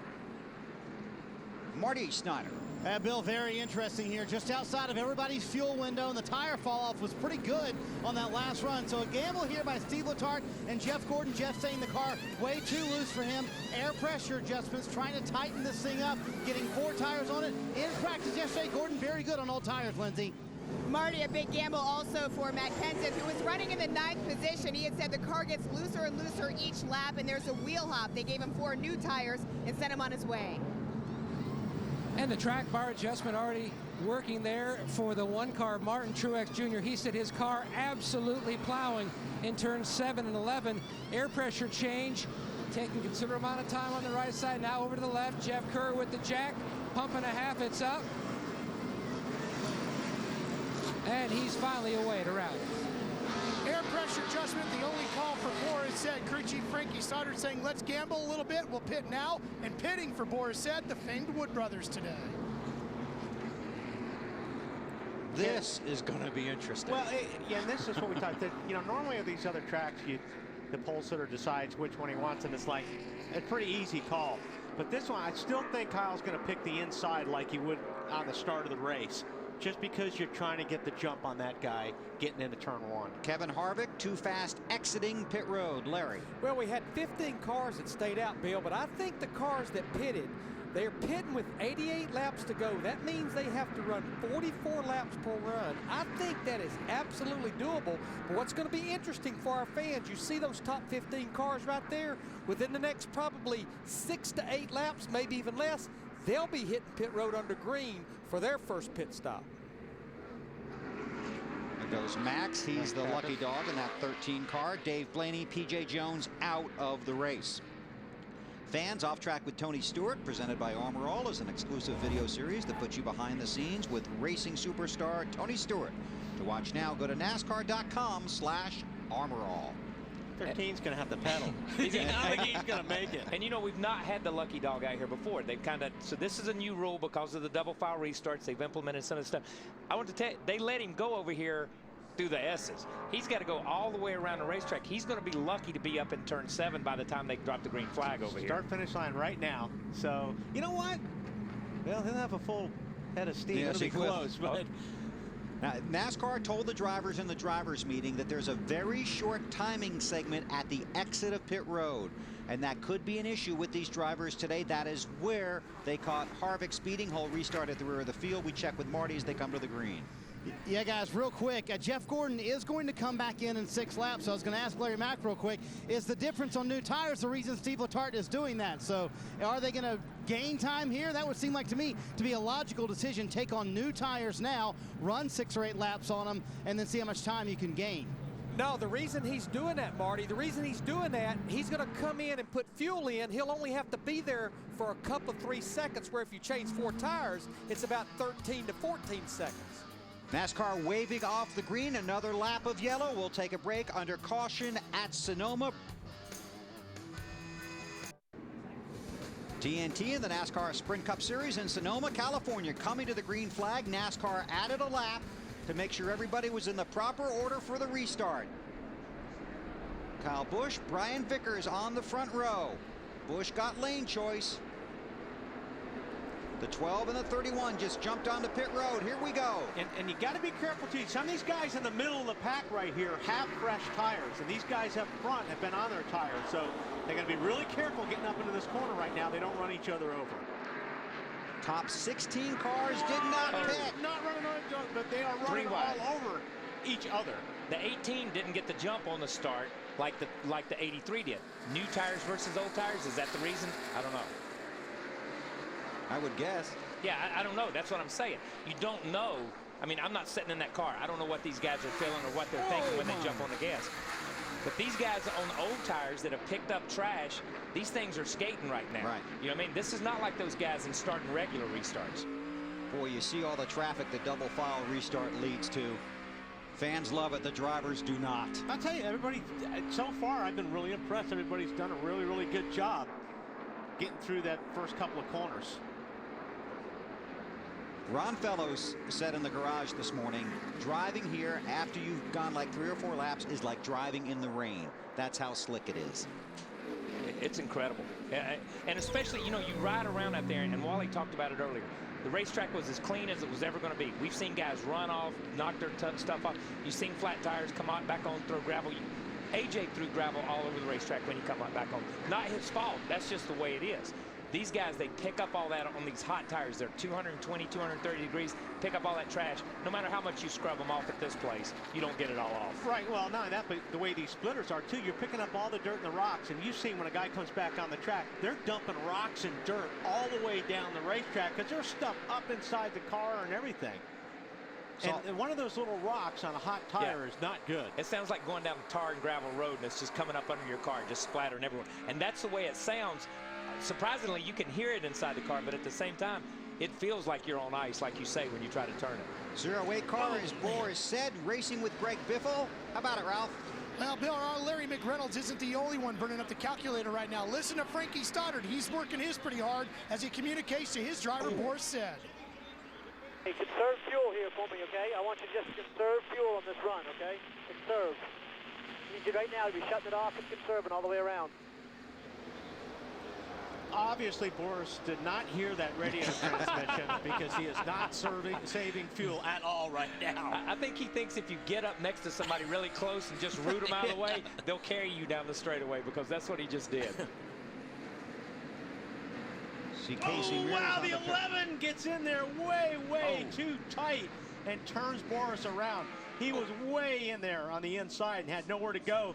And he turned left to miss the tires, and Boris got it. Look at all those positions he just lost. And that's the bad part. We talk about the double file restarts. That right there has the potential to happen at the top of this hill if you have a late caution. And that's when a great day can go for naught.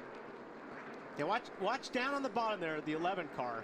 Denny Hamlin's way down there. Then he has to turn to the left to miss the tires. Unfortunately, he hooked Boris in doing that.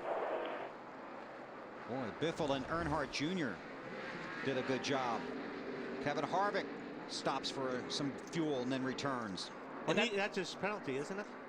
His penalty was restarted at the end. But yeah, at the same time, he was already at the end, so why not stop and put yourself on another sequence? Yeah. And Larry will have to come back to us on that later in the race to see how that plays out, because I don't have a clue. Larry will tell us after the race. That's what I'm saying. But he will know. There's no doubt in my mind he's going to know. Oh, here comes the leader.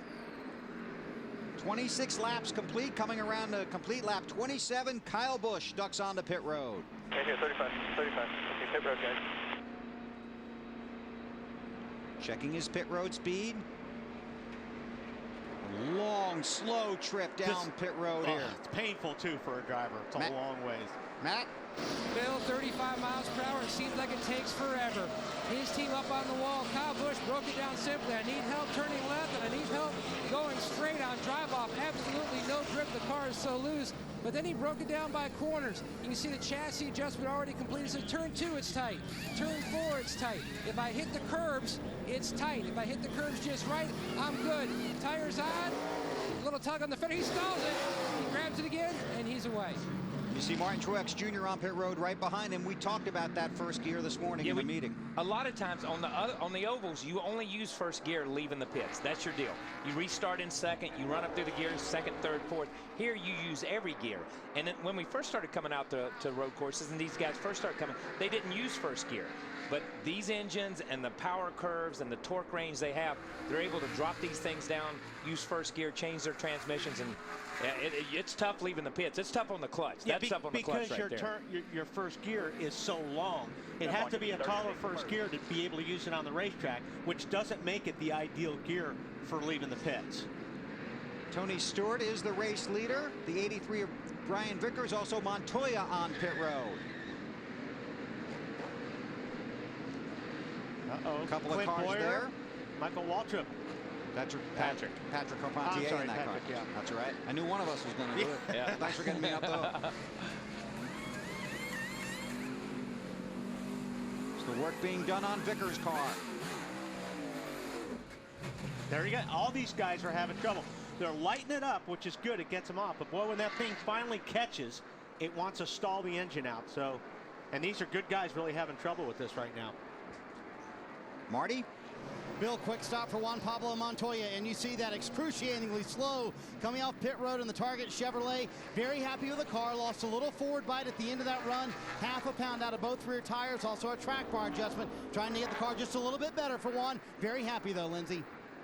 Marty, Brian Vickers, you just saw him come in and go out. They gave him 4 tires, made an air pressure adjustment. Ryan Pemberton, his crew chief, had been guiding him in, saying no pressure, guys, but Vickers, remember, had been talking about being a little bit loose in turn 4 and 7. They fixed that. He said turn 7 feels a lot better now, Bill.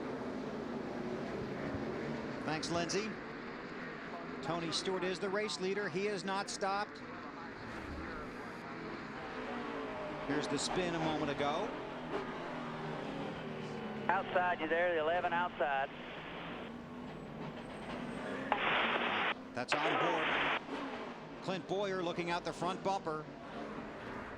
Johnson's on pit road in front of Matt. Johnson's in, track bar adjustment already completed, needed help in 7 and 11. Also, Chad Knaus broke it down that he felt like Jimmy needed to work on his braking in turn 11. They were losing some time there. He's away. The 14 of Stewart should be on pit road anytime. Tony has not stopped. Casey Kane, Ryan Newman, Elliott Sadler, Reed Sorensen have not stopped. There you see Johnson returning to the track. Can tell you Boris Said was running 19th when he spun, fell to 32nd. All right, Bud, remember pit road speed starts all the way around the corner to the yellow line. 3,400 first, 3,400 first, after the 07 car. And pit road speed, when he said he's able to come around just like he's racing right now, because pit road speed starts right there. That's where pit road, even though they used to make it start way on the other side, and it killed you to come in the pits. But Tony run that corner just then, just like he was running on the racetrack. He was just in another groove. Jimmy Johnson too fast entering pit road. That's tough right there. Yeah. Because where we just showed Tony coming in, that's where the 48 got called. Yeah. Matt? And Tony Stewart pitting just the first stall on the turn 1 side of the scoring tower. Now Stewart, his biggest complaint, forward bite. He's away. Good stop by the 14 guys. Air pressure change. He said he was wicked loose the first 2 laps of that run. Casey Kane is scored as the race leader. 31 laps about to be completed. There's Kane in that number 9 Budweiser car. And here's a guy. Some mileage. Yeah, here's a guy that got no mileage last week. Yeah. No mileage last week. So obviously, the guys in the engine department over there at RPM have worked on carburetors. Bill Pink and those guys, they spend a lot of time working on carburetors for fuel mileage. But they're not running that. Hey guys, that's the reason he's still out there, because he needs to get a little deeper into this run before he makes that stop. If you look at the 4 cars that's not pitted, 3 of them are Richard Petty Motorsports cars. They need to get to about lap 32 to where they can make it on one more stop. And Larry, that's not the new Dodge engine, right? It is not, but they still do not get as good a fuel mileage. Right. But the problem, Bill, when you look at Casey Kane, Ryan Newman, Elliott Sadler, who I think just hit pit road, Reed Sorensen, they're sweating bullets right now. If a caution comes out, they're dead in the water because they've got to come to pit road. All these other guys will be in front of them. See, Larry, this is where crew chiefs confuse me. You're telling me he's running farther because he gets worse fuel mileage. Exactly, exactly. I'm confused. I don't need to go. He's got to get there to be able to make it on one more stop. And it makes perfect sense. But how do you get there if you have bad fuel mileage? But because he knows they can run about 38 laps, they still could go another 6 or 8 laps, Wally, but they've got to get to a point to where they can make it on one more stop, and they're not quite there yet. This is a racy little bunch right here. Did you get all that? No. And I'm sure Larry's right, but I just don't got it. I'll tell you, that was close right there. Yeah. You saw the 11 car try to stuff it up in a place that nobody passes. That's not a place you pass unless the guy gives you some room, and Ryan Newman was not going to give him any room right there. But as the race goes on, you're going to see these guys are going to have to get ugly with each other in order to force the moves, because you only have 2 spots. Here's one of them. But when you're getting down there to the end, you're going to see these guys putting in places that they normally wouldn't. Ryan Newman heads for his pit stall. You got him, Ralph. Ryan Newman is getting ready to make his way down pit road. They're going to drop the right side air pressure and the track bar down. 4 tires and fuel. He's been very loose in the S's. He feels like he's been losing a lot of time over there. Said earlier on the radio, I feel like I'm getting killed through the S's. Boy, it takes a long time to get over there.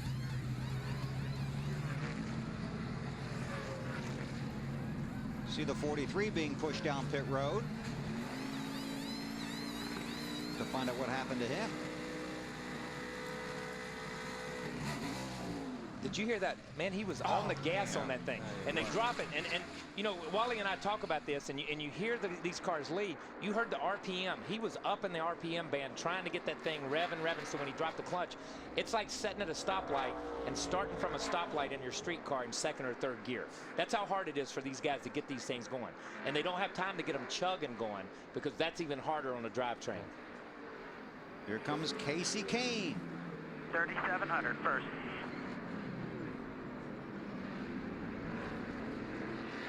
Another one, a long drive to you, Ralph. Oh, and it seems like forever for these guys to come down pit lane. I'll tell you, one of the guys who's having the hardest part with that is the poor gas man, sitting here on the wall with that huge gas can, just sitting on their shoulders, waiting for the car to get to him. It is a brutal task, and then you have to stand up off the wall and go run to the car and throw the fuel in. Casey Kane's car is tight in turn 4. That seems to be the only problem he's talking about. So they're just going to make an air pressure adjustment to fix that, pitting on lap 33, right when they had planned on it, Bill. Good job, Ralph. Come around to the left side on that Budweiser Dodge. Boy, and they aren't going to pack that thing with fuel. They're going to make sure. And he stalled it. I'm telling you, these guys are, the first gears in these cars are so tall, it's hard to explain. Kyle Chuck did a good job, but it's just hard to explain. Even when you drop the clutch, the thing wants to stall. It's like starting in 3rd gear instead of 1st gear. It's the best way to. Yeah, it's not even like starting in 2nd gear. Yeah. It's like starting in 3rd gear, because these guys, you know, their 1st gear, they're carrying 40 or 50 miles an hour through these corners in 1st gear, and that's not like starting from 0. Denny Hamlin is the race leader. Then it's Kurt Busch, Marcos Ambrose, who was 3rd in qualifying, has had a fast car here all weekend, had a nightmare day on Saturday, had to start at the rear of the field, now runs 3rd. And this is, you know, some of the strategies, you know, Larry was talking about. If you can time it right, and you can get these cautions to come out at the right time for you, it's all a gamble. You are throwing the dice on this stuff all the time, as far as coming in early, coming in late. Right now, Marcos is sitting in a great spot. Now, I'm not sure how much further he can go or how many more laps he can go. He can go for a while. Probably about 20. Yep. We'll see how it plays out. Under green in Sonoma.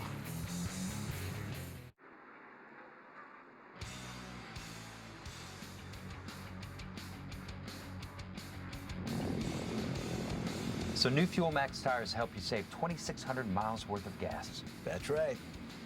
Imagine if this race was 2,600 miles long. We need a whole lot more popcorn.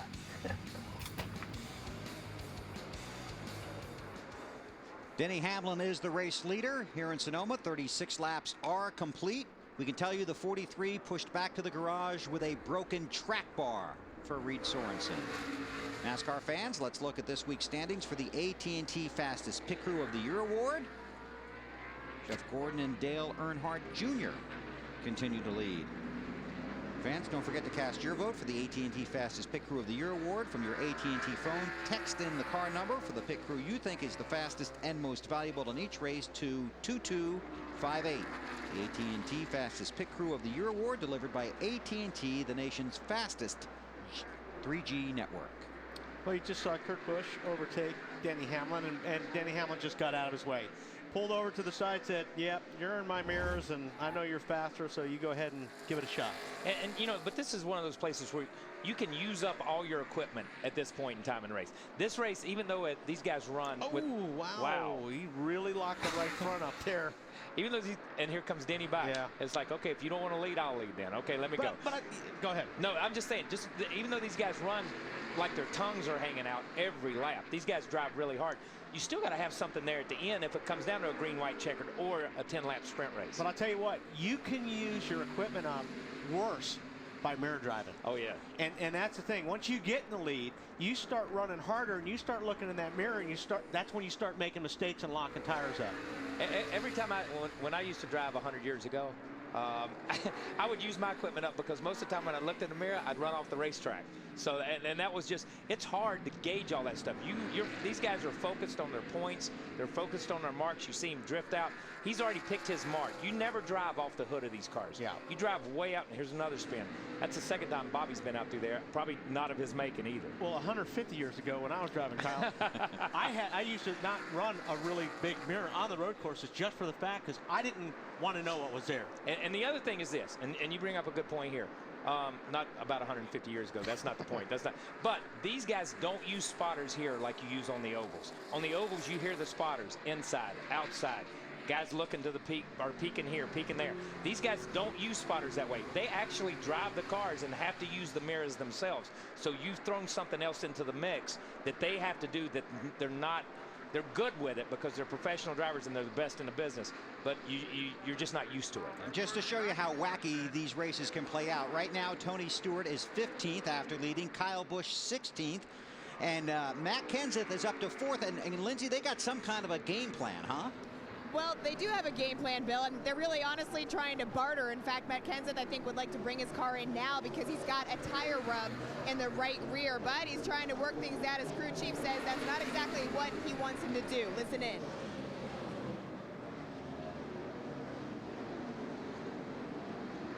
You got to save us 3 laps, Matt. If you can save us 3 laps, that's going to get us close to our window. Can you do it? 3 laps or 2 cautions, Matt. Can you help us out there? 3 laps, including the cautions we ran? 3 laps. You need to save us 3 laps this run. Include that extra caution? The extra caution lap. You need to save us 3 laps. Larry, can we open up, Larry? Yeah, he wants them to save 3 laps plus the caution lap. There's no... That's an awful lot to save. And what I'll say now, you know, we're roughly a third of the way through this race.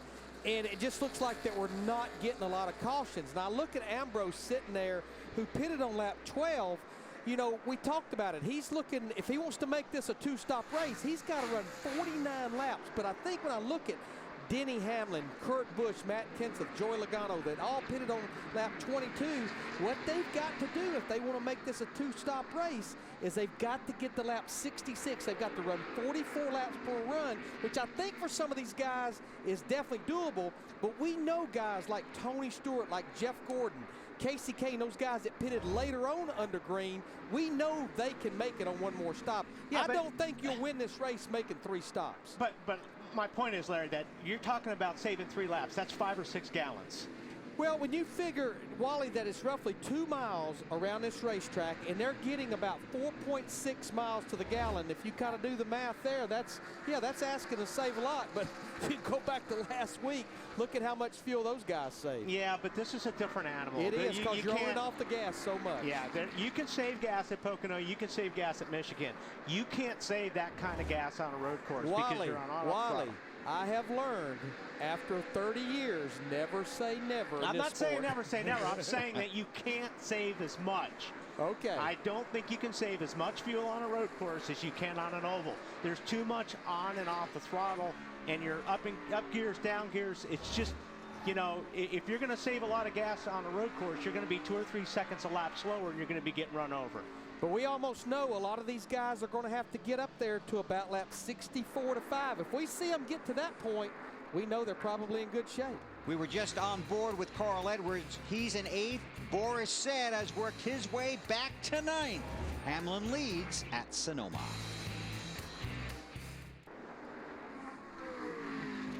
"42 laps are complete here in Sonoma. Denny Hamlin is the race leader, chased by Kurt Busch, Matt Kenseth, Joey Logano up to 4th. David Ragan is 5th.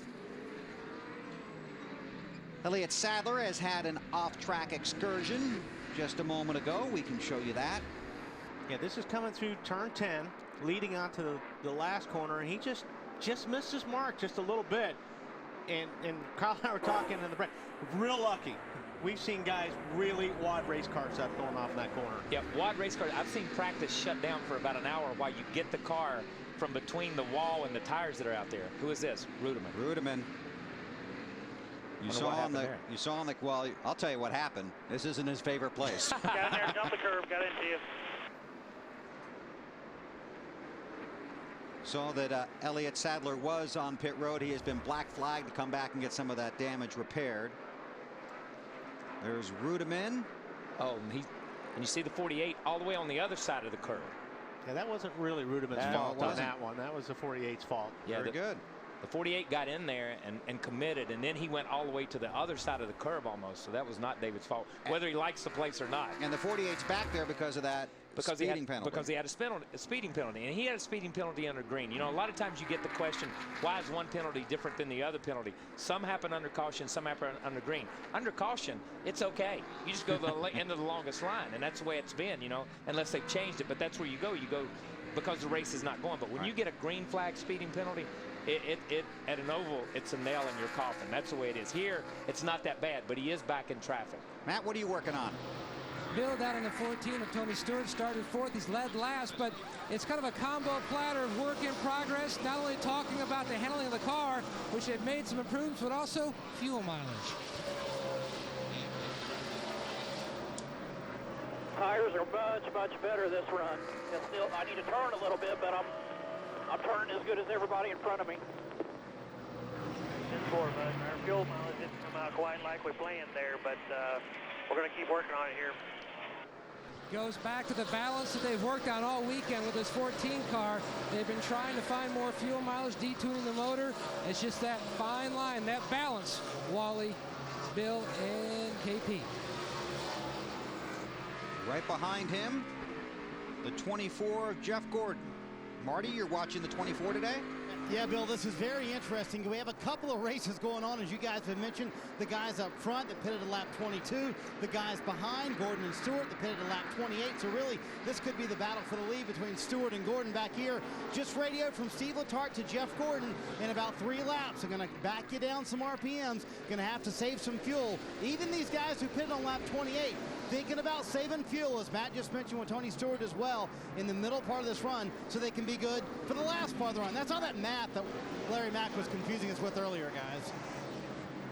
These things really can turn out in a strange fashion. And there's multiple races going on here. Sure there are. While we're talking about this race, there's guys up front. We had Casey Kane, who stayed out longer than anybody else to get in the fuel window, so he's at the back of the pack now trying to get called back up. Take us around there, WD. Well, let Jeff take us around. Going up through turn 1 here. And we talked about earlier, these guys are shifting a lot because of the gear rule and things that they have to work with. They're shifting actually a lot less than they used to. I believe, was he in second gear right there? He pulled back last time, so I'm going to say second gear right there. And he leaves it in second when we were watching him practice anyway, all the way until turn 7, which is through this right-hander and the next right-hander. And you can watch the RPMs. There he goes to first. Yeah, then he goes to first. But it used to be we would have made 5 or 6 gear shifts by that time. But as they've developed the transmissions and the engines, these engines will pull better at 2,500 to like 9 or 10,000, whatever they pull to 9,000 or so. Unlike they used to, we had to keep them in the RPM band. Right. The RPM band is so much wider, and the torque band is so much wider. These guys have a lot more room to work, but that's why they use first gear also. Now, before we went to commercial, we were talking about Marcos Ambrose, who was running in the top 5. He pitted on lap 41, so the 47 car currently runs 26th. And they're really going to need some help here to get back up front. See how that works out for Marcos. Denny Hamlin leads by 2 seconds in Sonoma.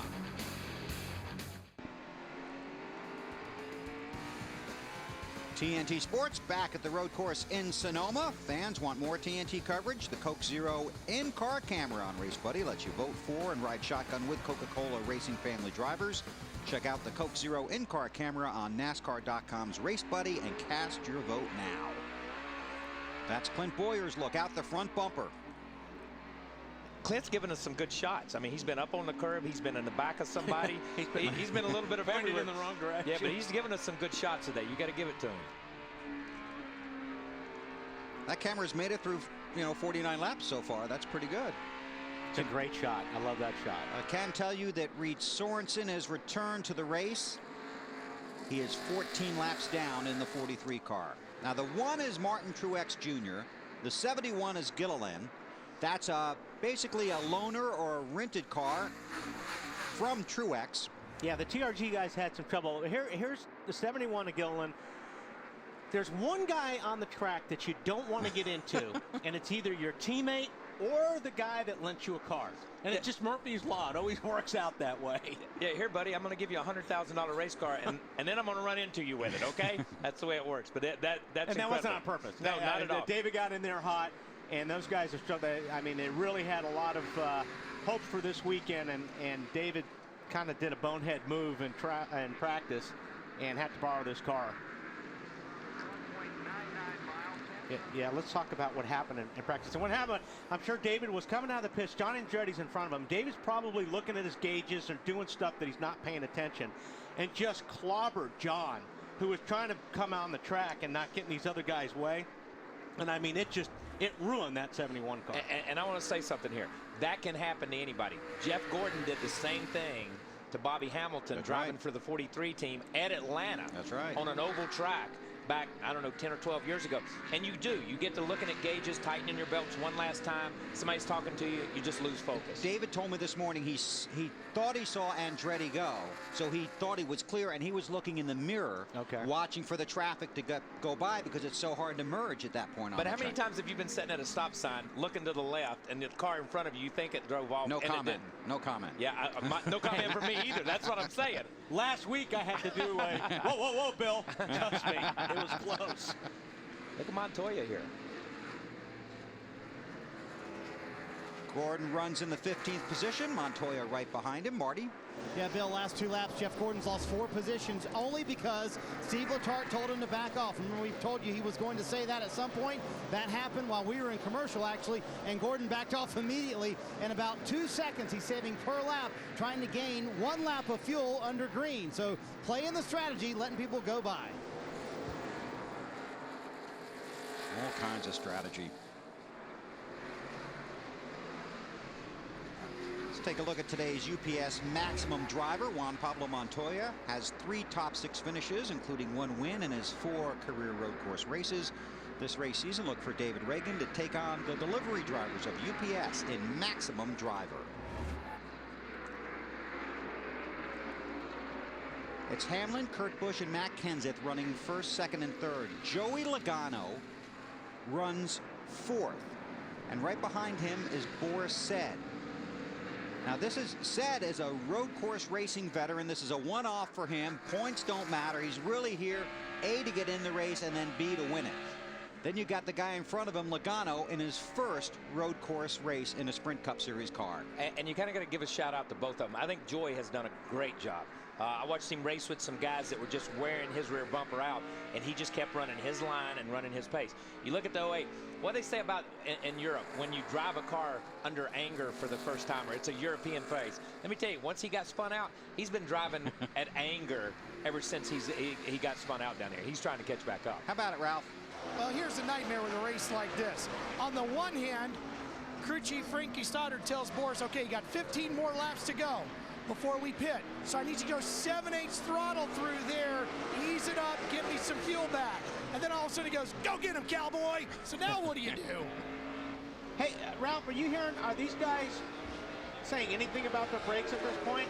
I'm noticing, you know, Boris is pumping the brake pedal, and sometimes that almost comes automatic on a road course. Are they commenting on brakes at all? Allmendinger had just gotten his lap back.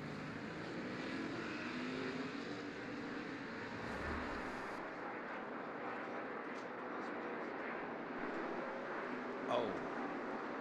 Yeah, Denny had him locked up. Wow. There's not a whole lot he could do on that.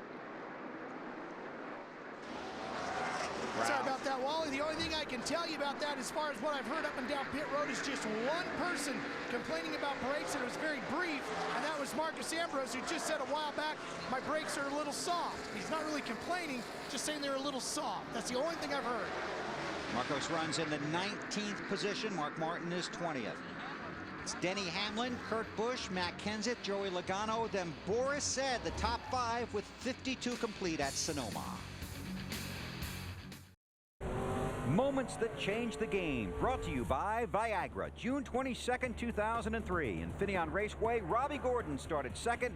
He led 81 laps and beat Jeff Gordon by half a second for the victory. That was Robbie's last top 10 finish at this track. He also won at Watkins Glen that year for a road course sweep. TNT Sports back at Sonoma under caution for debris. There you see the safety worker. Easy there. And he had to wait a while, too, because of all the traffic, all the cars going by. Okay, and I know that doesn't look like a lot. Okay, and you're sitting at home saying that doesn't look like a lot of debris. Notice where it was at, right next to the curb. That's where those guys are running. That's right dead in the groove, right with their left front tire, right as they come through there. So that's an important thing. You can't have... We run off the racetrack and scatter enough stuff. If it's on there, they need to get it off. A.J. Allmendinger is the lucky dog. Tony Stewart is among the cars headed for pit road. Marty, Jeff Gordon's heading for you. Yeah, Bill, from 16th, Jeff Gordon will pit here. Steve Letarte made the call. This is the same strategy they used last time. Take your tires here. They'll run about 15 laps or so, come back in for fuel. Then they'll decide whether they take tires that time. Matt? Jeff Gooch Patterson inserts the dry brake, fueling up the 14 car. Now, they were a few laps short, very close on mileage. They felt like they might be a couple laps short of making it. A one more stop. They were hoping for a caution and one more chance. He's away. Ralph. Casey Kane making a pit stop in the number 9. He just radioed in and told the guys, this is the greatest car I have ever had at this racetrack. I don't know if it's fast enough, but it's the best handling car I've ever had. They're very happy, very minor adjustments, 4 tires of fuel, and he'll be back underway.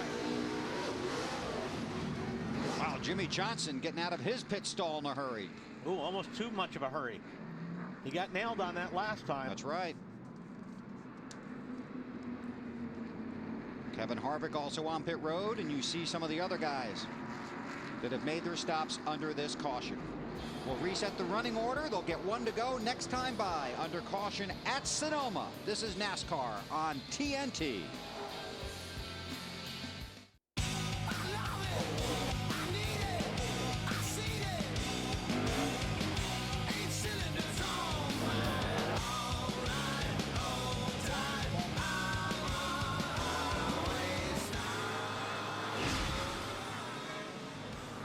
The NASCAR Sprint Cup Series rocking and rolling here at Infineon Raceway in Sonoma, California. 55 laps are complete halfway through this race. Be a double file restart shootout style with Denny Hamlin and Kurt Busch up front. What are you laughing at? The title of our restarts. Let's just go double file, okay? They're double It'll be file. easier on you. Shootout style. Jeff Gordon too fast entering pit road. We'll have to restart at the rear of the field. Log on to NASCAR.com now and watch up to 4 live camera angles at once with the TNT Race Buddy Mosaic View. TNT Race Buddy, he hangs out at NASCAR.com.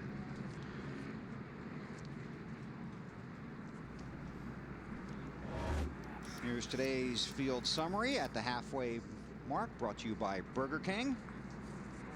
Just a couple of cautions. That could be, I'm anxious to see. I think Kurt Busch is going to give Hamlin a run here up into turn 1. Somebody's going to make it. Somebody's going to be on that outside, I think, and be up there far enough to where they're going to go through side by side at least. Blaney and P.J. Jones are the 2 cars out of the race that you saw on that graphic. I'm with you, Wally, and I'm going to tell you, that 2's been knocking on that door. He would run up and catch him and then kind of back up and let his car breathe. And it's like he's not really a lot faster than the 11, it doesn't appear, but he's faster in different places than the 11 is. So it's like if he could get out and get in front of him, keep him trapped on the outside, he might be able to do something. If he can get a good jump, it's just he's still smoking that right front. I don't know if that's a brake bias thing or what's going on there, but Lindsay, what's Kurt saying? Well, right now on the radio, he's saying that it's vibrating a little bit like crazy. And he's happy, though, because they're going to pit in 11 laps. That's the plan. And he said if we do that, it's right by our fuel window, which is about 66. So, in essence, he is right where they want to be.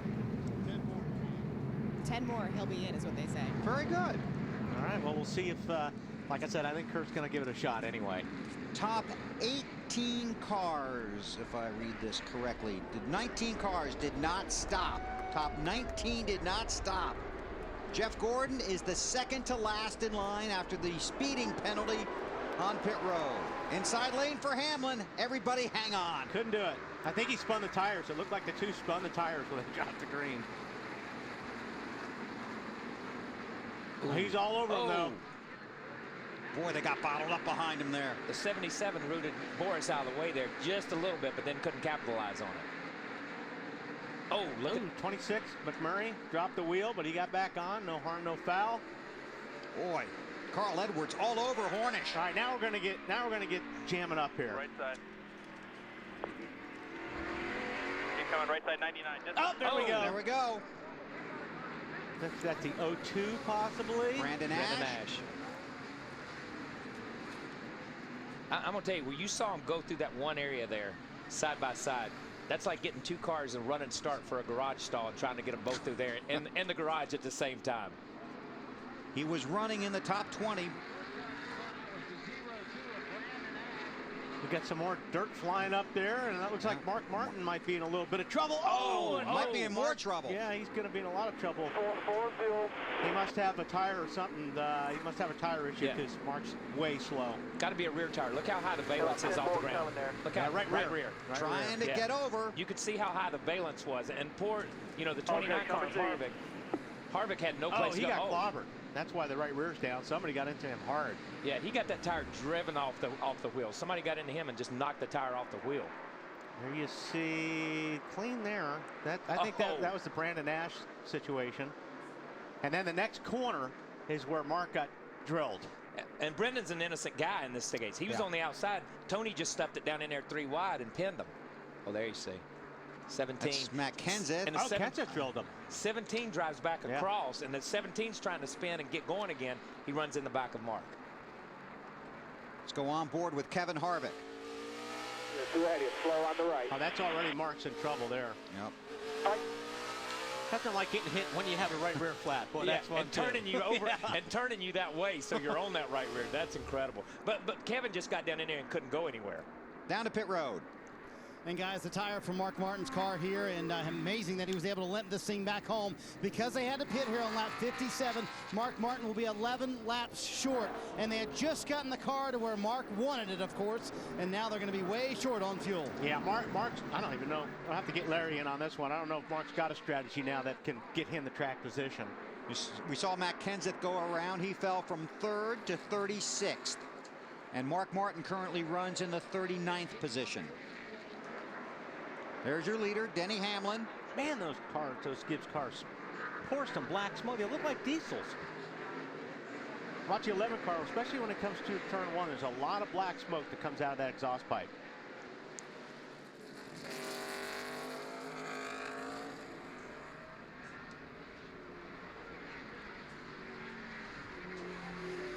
Love that camera. That's a great shot right there. And it's let me just say, it's a lot closer than it looks too. When you're even the shot that we're seeing from it, you're right out there on that wall, man. Behind Hamlin is Kurt Busch, and then it was then you'll find the 2 drivers we talked about. Boris Said, the veteran, in the 08, and Joey Logano, the rookie, in the 20 car, the Home Depot ride. And we haven't talked about the 77 much either. He's in 5th spot. Hornish is doing a pretty good job. And he was another one of those cars, like I said, in final practice was running hard. Him and Montoya. Montoya in the 42, then Brian Vickers, the pole sitter, and Earnhardt Jr. behind them. And we hadn't talked a lot about Earnhardt Jr. Inside. Wow, that's impressive to try to make an out-braking move on Montoya. And Earnhardt was going to try and follow him through, couldn't get it done. Boy, that's impressive to pass Juan. No kidding. Marty? Yeah, Juan Pablo Montoya just now radioing Brian Patty, saying I need a little more forward bite. Very calm in the car. He has not said much about the chassis today, trying to figure out this fuel strategy. They're going to pit about lap 68 with a lot of other guys on pit road as well. It's about 9 laps from now. I'm going to tell you, Junior's wearing his rear bumper out right here. He is. He's inside, he's outside. And this is something I don't expect a lot from Junior because I've never seen him show me much on a road course. I'm just going to be honest and throw that out there. But he's doing a pretty good job today. Started 35th, drove up a lot of positions. I don't think Junior's ever had a top 10 on a road course. Yeah. He has struggled, at a lot of places. And remember he was burned in that accident out here running some stuff. Right. It's not something that he enjoys doing, but I got to give him a thumbs up on this. When you can race with Montoya and kind of wear his rear bumper out, you're doing something. Now, did he stop and get tires, the 88? Is he on fresh tires? No, the 88 last stopped on lap 30. Okay. He and Montoya are pretty much on equal tires right here. So there's Carl right behind him. But these cars, the top 10 is a pretty decent group of cars right there. You see 47 jumping to the inside of the 18 right here. 42, and he's looking underneath Montoya. Not going to give him a whole lot of room, but almost. Larry? Bill, there's no question the fastest car on the racetrack right now is Marcos Ambrose in that 47 car. And I think the reason, remember, he pitted under green at lap 41, so his tires are about 20 laps fresher than everybody he's racing. I think what Frankie Kerr, his crew chief, and Marcos will have to do here is we're going to see all these guys he's racing right now come to pit road shortly. He's trying to make as much ground as he can on these fresher tires, but I don't think he can stay out there long after those guys hit pit road because then the role will be reversed. I think once those guys come, they can't be far behind. Wow, these guys are really Hornish goes around off the front of Kyle Busch and got him back. And Kyle Busch. Still behind. Locked up that right going. And then Kyle Busch falls forward and gets into the side of the 83 as he pulls off. But Kyle Busch just got in there a little bit too hot, and he locked up that right front, and he just slid into Hornish. And we see the damage on the 18 right here. Did that come from the spin, or did that come when he tried to gas up and run into the side of the 83? Now we see the 83. Vickers is off. But he got run into he got run into that right rear quarter panel just like we saw some of the other guys. He's got something broke, or flat. Let's take a look here. He gets in hot, and he just slides straight. He can't turn the car because he's got the right front locked. Spins around, and couldn't tell who gave that shot there. But watch, he can't turn the car. When you got the right front locked like that, it's really hard to turn the car. So Hornish gets clobbered. Now watch the right 83 front. right here. 83 breaks there, goes to the inside, and then watch him get knocked off. Boom, right there. And that's why he's got either something broken in the right rear or he's got a flat right rear, the 83 car. That's the pole sitter, Brian Vickers. So Denny Hamlin leads, Kurt Busch is second, then Boris Said, Marcus Ambrose. Joey Logano's in that 4th spot in between them. Wow, starting to get wild at Sonoma.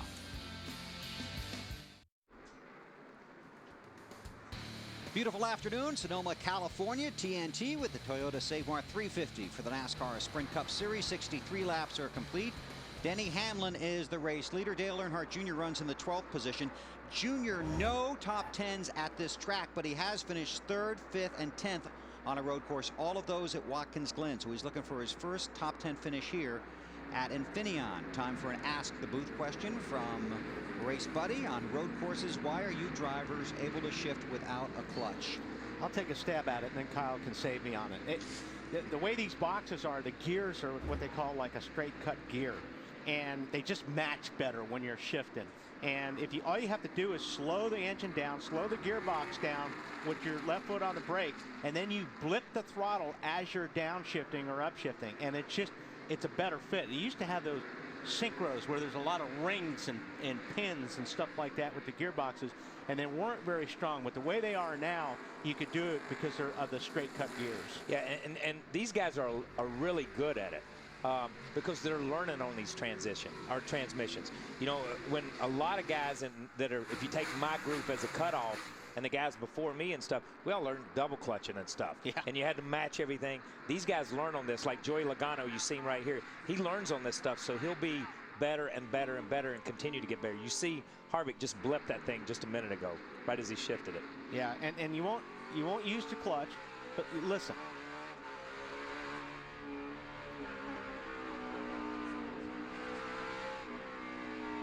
Now, once he's coming into this last corner, you'll watch him downshift right through here.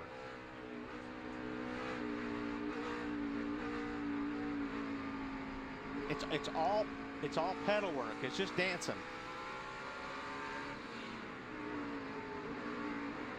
See how he's blipping it? He's on the brake and he's just blipping the throttle as he's downshifting all at the same time. And it's all about timing and rhythm, and it's not something you pick up right away. It takes a lot of practice and a lot of work to figure it out. But once you do it, it's a lot of fun. So his teammate Clint Boyer head for pit road. This is the battle for second. Now these guys are they're running each other pretty hard right now. We'll see if Kurt gives him any room down here in turn 7. You think? No. But Tony will try to set him up here. Yeah, I think he will now. Yeah, I mean, Tony's by him, but this is a safe place to pass and a safe place to let somebody get in front of you. Stewart stopped on lap 54. Kurt Busch hasn't been to pit road since lap 22. And these leaders that last stopped around that lap 22, lap 30 area are getting very close to returning to pit road. Okay, we saw Kyle Busch have some trouble. Let's get an update from Matt. Bill, when you look at the big picture for Kyle Busch, back on lap 51, Steve Addington told him, let's stick to our game plan. All we have to do is stop one more time, and we are good to go. The other contenders can't make it on one more stop. And then the spin, he brought the car in, he shut it off in their pit box. They went to work on the right front. He said that something definitely felt like it was bent. The handling definitely had gone away. They worked on it. He lost over a lap on pit road. He simply said, we are done. Our day is over. And he's right. And, you know, those guys have run good this year. I mean, yes. they have run good, and they should be well into the top 10 in points, but they've just been inconsistent, and things like this is what takes you out of, you know, being in the top 12. Marty? Bill, Carl Edwards leaving pit road. These are the guys that stopped on lap 22. And I just talked to Bob Osborne. They can make it all the way from here. We'll see if this strategy works out, Matt. And I don't know, Marty, if any driver has put more effort into trying to run well this weekend than Joey Logano. Came out here, he drove in a late model, really picked up the game. His car this run was still loose and made a track bar adjustment and an air pressure change in the rear tires to try to give him more forward bite. Lindsay? Matt Kenseth brings his car in. He had said that the front end damage had not caused an overheating problem, but they're rethinking this. He said they're going to have to fix some of that body damage. They'll give him 4 tires and fuel. They last pitted on lap 22. Yeah, he's got some issues there. He's got a lot of damage to the left front of that car. These guys that stopped on lap 22 ran 44 laps on fuel. We have 44 to go. They were helped by some caution flag laps. Denny Hamlin now heads for his pit stall. Scheduled length is 110 laps. 67 are complete. Hamlin with that long drive down this winding pit road. Lindsay? Bill, there you see the number 2 of Kurt Busch. I got to tell you, this is exactly what they wanted as far as pit strategy. They're giving him 4 fresh tires, going around out on reg. Right now, he says the car feels pretty good, Ralph Shaheen. Denny Hamlin is in, the race leader. Watch the fuel man. Scott Wood, he's the most important part of this stop. He is going to be packing this car full of fuel. No changes. There he goes. He can go the distance from here, Lindsay. Yeah, you know what? Greg Biffle is in the 16 car. There you see him. His car chief working on the car. There you go. Goes away. They gave him 4 tires. Fuel, Greg says right now, a little bit loose, but should be tightening him up. And Kurt Busch beat Denny Hamlin out. And that's big. Here's the race off of pit road. A lot easier to pass somebody in the pits than it is on the racetrack. That's for sure. Boris Said, too fast exiting. Under green. That will be a dreadfully long pass-through penalty. Oh, that hurts. We saw how long it took Jimmy Johnson. He's just now back in the top 10 through pit strategies and other stuff to get back after his pass through under green. It's a long, long ways on this pit lane. Tony Stewart, the race leader. Oh! For now. And that was it. He just locked up the right front. And like when you see these guys go sailing off into the corner because the car doesn't turn, it's because the right front isn't turning.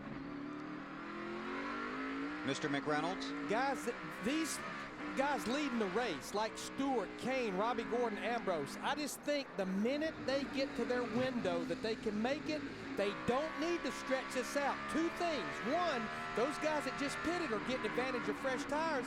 The other thing, if a caution comes out, we know the guys that just pitted, they're staying out, and these guys will be forced to come to pit road. I just think the minute the window opens for their fuel, they better get to pit road. Larry. Yes. Does that window get you to 110? Yes. Or does it get you to 112 or 113? Well, again, Bill, I know that you're thinking about building a little bit of insurance, and at a road course, that's not a bad thing. But if we don't have a caution, I think the chance of us having a green-white checkered is kind of far in between because the cars are getting so spread out. I'd rather go off the assumption this race is going to go 110 if I want to try to win this race. Thank you, sir. Montoya to Marty. From the 6th position, just like Larry Mack said, they wanted to pit as soon as they could. He said it's loose everywhere, especially turn 7. They're going to make a wedge adjustment, trying to tighten it up a little bit. He feels like the top of the hill is where he's giving up the most time. 4 tires for him. Behind him, Jeff Gordon. 4 tires for Gordon. It's still extremely loose for Gordon. On the last stop, though, they pulled spring rubbers. They drop a lug nut on the left rear. Another long stop for Jeff Gordon and his team. Matt. And his teammate Dale Earnhardt Jr. pitted on lap 22, then came back in for fuel only on 30. Jr. and now his biggest complaint, just absolutely no forward bite. Looked like they had a lug nut issue there, but too. they got after it pretty quick, I think. Saw the NASCAR official pointing. These teams know how critical it is to gain any 1/10 of a second you can on pit road, and sometimes it just gets away from you down there. Yeah, just that little deal with Gordon. I mean, I didn't have a watch on it, but you're figuring that was an extra 3 or 4 seconds right there. And 3 or 4 seconds on a racetrack's a ton. When you look at it and it looks slow, it's slow. Yeah. And you don't see that a lot from that team. That team very rarely makes mistakes. We saw Tony last week. His guy made a little bobble on the front, still was able to recover. Tony came back. When you do it on a road course, these guys are at the top of the hill and gone by the time you come off pit road. And you see Boris Said was behind Stewart. He got his lap back. He's at the tail end of the lead lap. Stewart is the race leader under green in Sonoma. NASCAR Sprint Cup Racing, brought to you by the Home Depot. More saving, more doing. That's the power of the Home Depot. By Off Track with Tony Stewart, presented by Armor All. An exclusive video series that puts you behind the scenes with racing superstar Tony Stewart. To watch now, go to NASCAR.com/ArmorAll. By Sprint, the Now Network. And by McDonald's. I'm loving it. 72 laps are complete. Casey Kane has been to pit road. Jimmy Johnson has been to pit road. Tony Stewart is the race leader, about 4 seconds ahead of Robbie Gordon. A report on Stewart from Matt Yoakum. Bill, Tony Stewart's opened up almost a 5-second lead. This is recent conversation between he and Darian Grubb. I'm hoping this will be one of those deals where we get caution there towards the end and break the windows up. You get a faster car, we'll go get them. I like that strategy. It's a hell of a lot better than just riding around here. It's a lot cooler to watch you go out there and pass those cars. Things pretty dang fast. Yeah, it's fun today, man. At the beginning there, I was a little worried. 6 laps ago, Darian Grubb gave him the green light. So go ahead and go as hard as you can. Give me 6 good laps, and then our window opens. The guys are on the wall. They're waiting for Stewart to come any lap now. Jeff Burton has had an off-course excursion. He's back on the track in the 31 car. There you see Tony leading the race. Last pitted on lap 54. We're working lap 74 right now.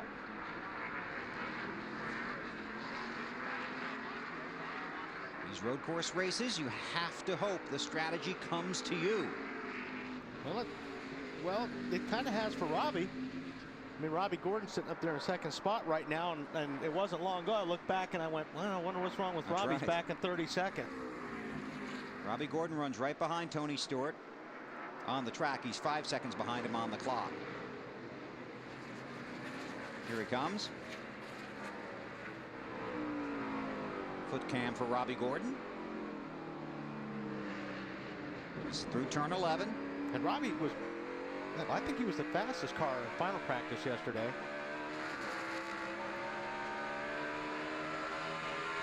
You can get here, buddy. Doing good. And his feet are high on those pedals. Here, 3 more. Way you know what high. I mean? Yeah, it's like in the middle of his foot. You know what I mean? I mean, it's like. Usually you use like the ball of your foot to hit the meat of the pedal, but his feet, both the throttle and the brake, are way high. And you know, we've looked at the foot pedals in 3 or 4 different cars. Every set of pedals are different, and that's just driver preference. It's how you want to hit it, how much pressure, where's your pressure point on your foot, how you look at the accelerator, how you look at the rest of it. Some of the pedals are mounted, are floor mounts. Yes. Some are mounted up from the top. It's incredible, man. Everybody, you stand back and you look at these cars and they all look the same except for the paint jobs on them, and then you get to looking at little things like that, and it's just driver preference. He's on the brake and the gas at the same time, you know, and you see a lot of that. And that's not something you do on an oval track. Even at a Martinsville or a place like that, you don't use your feet like this.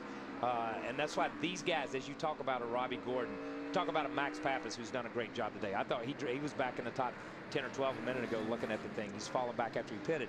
But you look at some of these guys, they learn it, and they learn that dance early, and they do it so well, man. And you know, the Cup guys have always had that knock, we don't know how to do it, or they don't know how to do it. Leader on pit road. Tony Stewart heads for his pit. Matt? Some slight damage to the right front bumper. Jeff Gooch Patterson, the gas man. The first 88 pounds of fuel goes in, then Gooch and Scott Radel.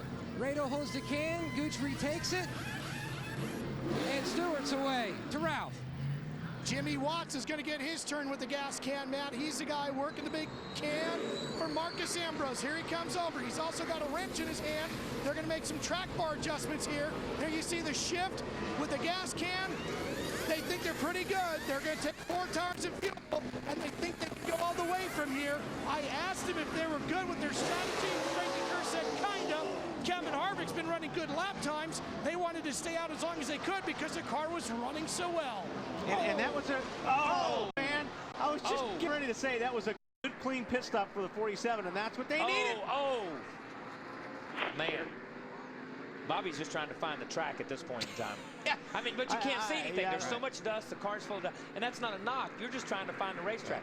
Now he's going to pull over here and try to get a caution. I don't think I'm interested to see how much damage the 47's got, but, and there is the caution. And Bobby may get out of that mess. Yeah. Now this works pretty good for the 47 car. But look at all that gravel. Now, as we talked earlier, look at all this gravel. Continue to watch it fall. As it falls off forever. the side there. That's incredible, man. And that's what, when your tires are hot, these guys will get up there before they get a chance to sweep that off. So a lot of these guys that have just pitted and have hot tires, they're going to pick this up. I don't think Marcos has a whole lot of damage to that car. And Jimmy Johnson did a great job. Look at Jimmy Johnson. I mean, he's got him locked up going to the outside, going straight at him. And this is just one of those deals where you know, Marcus was all the way to the left. He couldn't really go any more to the left. And it was just, these guys were all racing for that same real estate. But you come up there and look, you can see the position, see where they're at. Boom. Bobby's trying to cut to get over to the curb to set himself up for the next turn. Yeah. And that's where he's looking. You're always looking to the next corner. Oh, man, I'll tell you. That was ugly right there. Yeah. But you're always looking to the next corner on a road course. Brandon Ash is the lucky dog. Coming outside. It's the 47 on in front of you, right in front of you. Come on, keep taking. Tell you, Marcos dodged a big bullet on that one right there. And so did Jimmy Johnson. I'm going to tell you, because he could have drove right in the door. Now, that's going to put them in a great spot because they just pitted, right? Right. So if a lot of these other guys come in and pit. Casey Kane pitted on lap 71. He's in 5th. Tony Stewart pitted on lap 75. He's currently scored 7th. Joey Logano pitted on 66. He's in the 6th position. Okay, now look, see Marcus was rubbing that left and right really hard.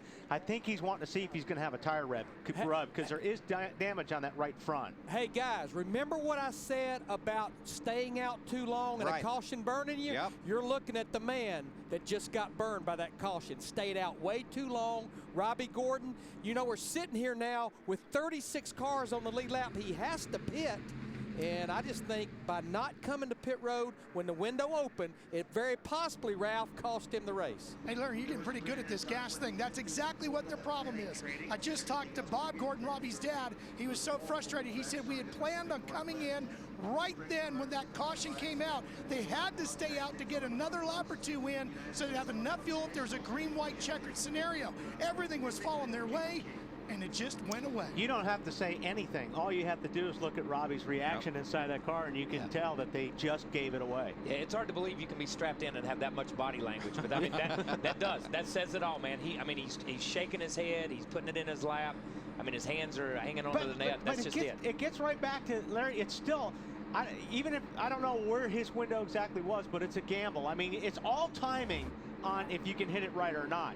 Yeah, Wally, I think he was a well 2 to 3 laps. I just think I'd rather lose a race because I didn't have enough fuel to make it to a green-white checkered than lose a race this way. Yeah.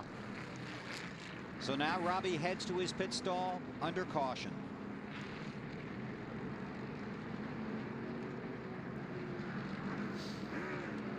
Robbie Gordon has not pitted. Scott Speed, Martin Truex Jr., John Andretti. If they all come, it should circle around to Casey Kane as the leader. Ralph? You know, one thing about this is Robbie makes his pit stop. They'll make a quick chassis adjustment, pack him full of fuel. Kirk Almquist, his crew chief, told me this morning, the biggest difference for Robbie this year is that they are on the same page. They have all agreed what they were going to do race strategy-wise. They would live and die together as a team, Marty. Ralph, Jeff Gordon didn't have a whole lot to lose here, pitting for 4 tires and fuel. They were all the way back at the tail end of the lead lap. He did not make much progress once he got those new tires on from the last stop, trying for everything they can. They're hoping these new tires gain them something. Did you see those guys on the 7 car banging on it, trying to get Robbie, trying to inspire him, motivate him a little bit? But it's a team sport. How many times have we talked about this in our couple of weeks here at TNT? It's a team sport, and everything that's going on here, from the gamble to the gas to the tires to when I'm going to pit and when I'm not, is a team deal. The team has to stay up because they can still salvage something here. Under caution right now, Scott Speed is the race leader, but he hasn't been to pit road since lap 54. See if he comes now or comes a little bit later. Casey Kane runs second, then it's Logano, Stewart, and Denny Hamlin.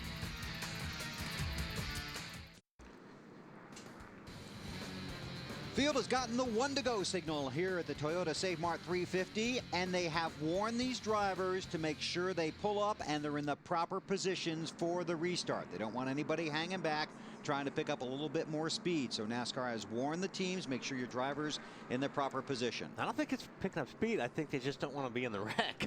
Okay. Yeah, they're hedging their bet a little bit when they get over there. Let's check out a fresh take brought to you by Subway Restaurant. Subway, eat fresh. Let's go down to Larry Mack. Well, Bill, these are the things we talked about at the top of the show. My calculator, the battery's dead, my pen's out of ink, my brain's tired. But the thing I want you to look at, other than Scott Speed in that 87 car, pretty much everybody is done coming to pit road if you're going to win this race. But just look right there. I don't know that we're done with cautions. The last caution normally comes average a lap 93. Right now we've got 32 laps to go. And I think with this double file restart, shootout style, Wally, that we will have some more cautions. So I don't think we're done that. In fact, 4 times in the last 8 races, a caution in the last 10 laps. And I agree with you on that, Larry, because first of all, this is where the patience goes out the window. The closer we get to the end of this race, guys are not going to just follow somebody if they're faster. They're going to start getting into each other. And Scott Speed, who is the race leader in the 87 car owned by Joe Nemechek, pitted on lap 54. Casey Kane pitted just 7 laps ago in that 71 car, and everybody behind Speed has basically pitted within the last 11 laps. All right, KP, so we keep waiting for seeing if that outside lane is going to make it happen. This could be real interesting. Casey Kane will be in the outside lane. I predict this will be real interesting. It's going to be real interesting. I'm not going to say why. I predict it will be. That's right. You guys at home make your own calls on this one, but I predict this one will be real interesting. This is one of those deals where I'm not sure anybody's going to lift. Yes. Again, Scott Speed failed to qualify for this race. They basically made a deal, worked a deal with Joe Nemechek, the owner and driver of that 87 car. Joe has a lot of friends, gets a lot of help from that team. Joe, I hope you got insurance, buddy. Got the 20 car right there, Joey Logano. Doing a nice job today, like Kyle said. Pace car to the infield. Ron Fellows sitting there in 7th. Don't forget about him. Joey Logano in 3rd in his first road course race in the Sprint Cup Series. There's the green. 2 very critical turns right here. All right, there we got side by side going up the hill, Kyle. So, oh, wait. He did it. There he did it. There you have it. It can happen. Kane to the lead, Stewart to 2nd. When these guys are going to want to get around that 87 car in a hurry. Somebody's going to jack that 87 up. Goes Kurt Busch. Whoa, Kurt Busch goes way in there. Montoya over the curb. Montoya has no patience at this moment, I can guarantee you. He's not saving fuel. Montoya by. Oh, 20 car. Joey Logano, the rookie. Denny Hamlin, his teammate, Not right behind to him. use those curbs. Well, you said in Wally's world that's cool and fun to do. It is.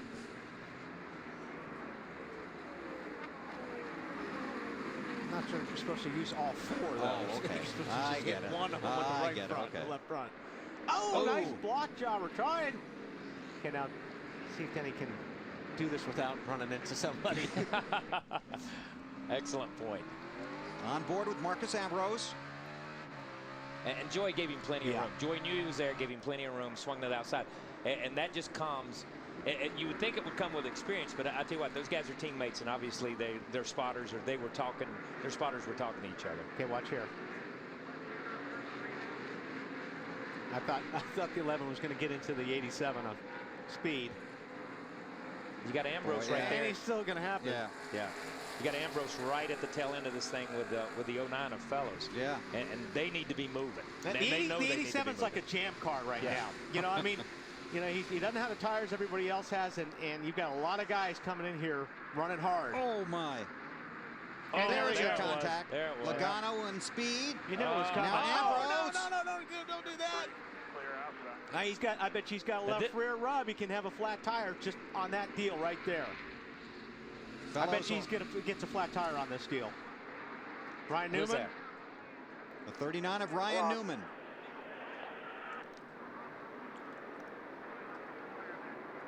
Currently 6th in the championship standings. Up front you see Tony chasing Casey Kane. Here comes Scott. Is that, yeah, that's Scott Speed. He's got. And he has a rub. The 98 goes around. So here we go. Menard. What was I saying about everybody's patience going out the window? They dropped the patience off in the pits. Yeah. The last time they pitted, they just handed their patience out the window. Because it's time to race, and it is time to race. These guys have to go now. I tell you got to go back to 5th place here in that 48 car of Jimmy Johnson. Just an amazing comeback after the pit road speeding penalty. We watched the action. Check with Larry. Hey, guys, in simple form, this is where they all go berserk, right here. Okay, let's see if we can find out. Man, it's really closer than it looks. Here's a replay looking for Ryan Newman. I'm not sure if he got help by the 77 on that or not. The 77 was way out to the left. If he did, he just... On board. It's like he just gassed it up and got out from under. Quarter. That's hard. He could have got touched there in the left rear.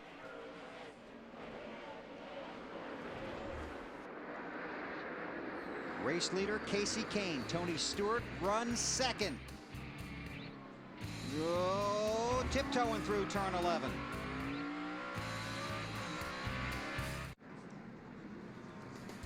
Toyota Save Mart 350 for the stars of the NASCAR Sprint Cup Series. Just 27 laps to go. We are under caution for a multi-car incident. That's one of them. Go back and take a look. Let's see if I can make a mess of this. Looking for Boris Said. Yeah, we're looking for Boris Said, and go ahead and roll it, and I'll do my best, folks. Okay, right there. Boris gets in there way too hot. Hits the 71, or 77. Right. And 77 stays in the gas, drills the 71 of David Gilliland, and it will take a shot from Boris's car. Kyle, I don't believe Boris was going to make this corner without the other cars he could have pinballed off. Yeah, right here, Boris is headed for the Save Mart sweep. Boom. And the 77 pulls back in front of him, cuts into the corner the way he should have. 77 did nothing wrong there, and neither did the 71. There's right. 2 cars that are eliminated from the race. Because the guy got in there too hot. Because the guy got in there too hot. But at this time in the race, to give Boris, you know, his kudos on this, he's got to get back to the front, and he's driven to the front a couple of times. Lucky dog is the 18 of Kyle Busch. We check with Ralph. We're down here with Kenny France. Kane. Kenny, what are you guys going to do on this restart? How's he going to approach it? I don't know. You know, we got a pretty good car. Budweiser Dodge has been good all day, and you know, you know, we're not typically great road racers, but he does a pretty good job, and we're pretty good on our car today. Car's running real good, so it's hard to say. You know, Stewart's a hard one to beat on a road course, but you know, we'll give it our best shot. I think we got a real good car, a real good chance, though. As he said earlier today, Bill, he said, so did Casey Kane, that this is the best car he's ever had here. Casey Kane has never finished in the top 10 in 10 road course races. He leads right now with 27 to go. Tony Stewart, Kurt Busch, and that Montoya guy behind him.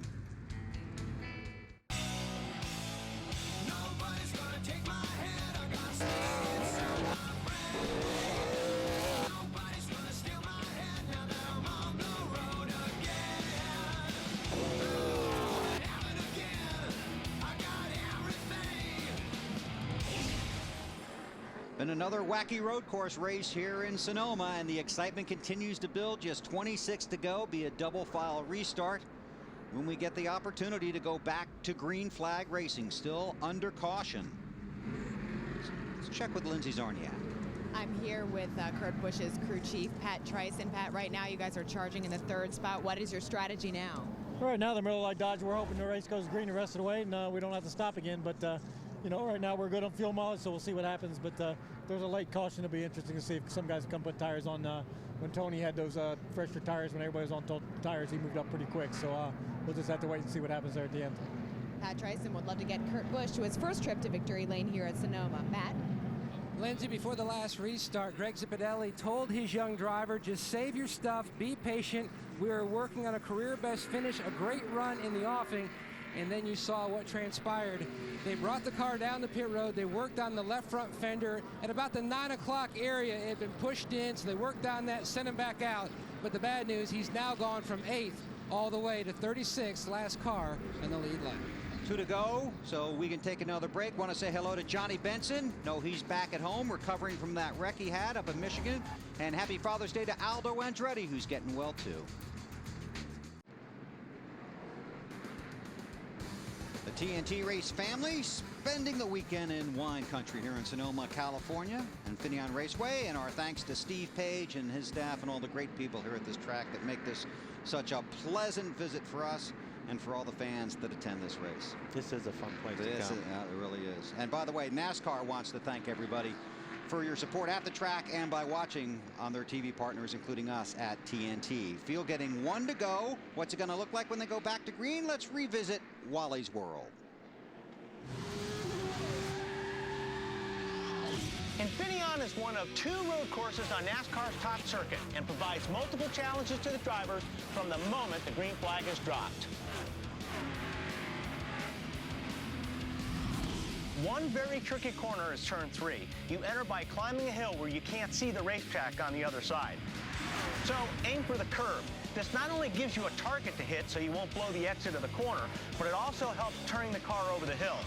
Not to mention, it looks cool and it's fun to do. If you are going to have a shot at winning here at Infineon, you'll have to keep it pointed in the right direction. It takes a lot of guts to do that. It sure does. Or no brains. That too. Fans, let's check in with Larry McReynolds for his rankings for today's AT&T Fastest Pit Crew at Sonoma. Guys, I'm going to tell you what, this is a tough one here, but my number one vote right now would be Kenny Francis. We just talked to him, Casey Kane in that 9 car. Remember, when everyone else pitted on that first caution, they stayed out there. They were one of the last cars to pit in the very beginning of this race. You got to tip your hat to Frankie Kerr, Marcos Ambrose in that 47 car. Starting at the rear of the field up there in the top 10. And how about Jimmy Johnson, Chad Knaus up there in the top 5? And that's after a pit road speeding penalty. So that'll be my 3 picks for right now. Hey, did Kane pick the outside? Because that's a first if he did, right? Did he pick it against Tony? He was on the outside last time when you called it. You called But it he was last in time. second spot. But he was second. Oh, okay. He was the leader, and he picked the outside. But he beat the guy from the outside. Yeah, that's right. But the last time it was Scott Speed. This time it's Tony Speed. Right.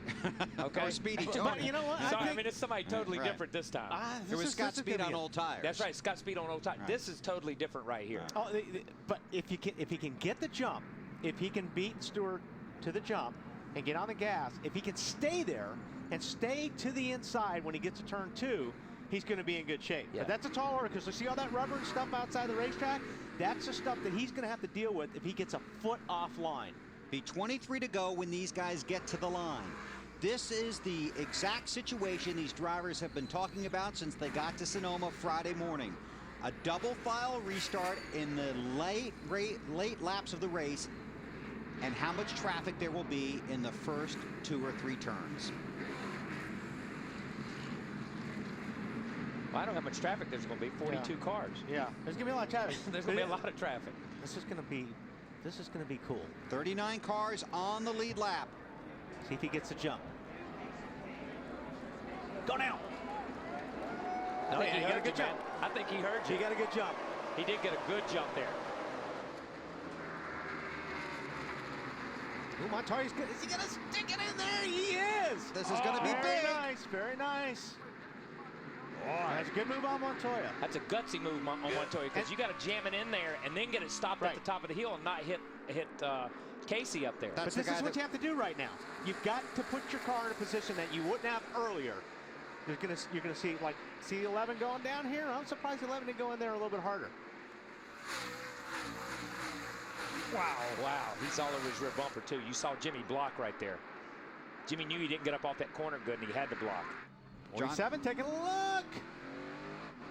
That curve right there is incredible. If you laid a straight edge across that curve right there and went out, it's 2.5 feet tall. I mean, it really takes the car, almost stands the car up on its sidewalls when you come around that corner. It's not on the, you're not on the tire patch anymore. You're on the sidewalls. That's 5th, That hurts 6th, when and you hit 7th. that thing. Yeah, it does. Sorry about that. Ambrose in that 47. Then he's going to try. No. Jimmy Johnson's putting on the blocks right now. And this is where you start, like I said earlier, when you start driving in your mirror, you start making mistakes. And when you block somebody like this, basically what you're doing is really, especially after restart, you're trying to block them to get their tires heated up, and then you can fall back into your rhythm. Sometimes you're not as fast as they are right on the get-go, but you feel like if you could block them for a couple of laps, maybe I can get my stuff heated up and then I can get away from But them. the thing is, too, when you block somebody, you're taking yourself off the racing line, which completely just messes up your rhythm. So you got to be careful. If you're going to pull off somewhere and make the block, you may get past because you're offline. Stewart, Montoya for second. Look out for that wall, thank you. Kurt Busch right behind them. Nice move. Yeah, strong move by Tony right there. That's a power move. there. Clear. Now Kurt Busch wants that position from Montoya. That's a tough pass to make right there if you're on the outside on that left-hander. You There's can get not a whole lot of room. Yeah, you get all the way to the guy's door, and you still got to let off because he's got the line going in. Do we take our hats off to these guys for that double file restart? I think I do because, listen, this is what we wanted to see. It's made the racing a lot better, and everybody's got through it today cleanly, so it can be done. And this was one of those places where everybody was worried about. Here we are 2 or 3 laps. Oh, look at 11. God, but I mean, here we are 2 or 3 laps after the restart, and they're still running 2 and 3 wide. When they were single file restarts, these guys were already spread out. The race was almost over. How about it, Marty?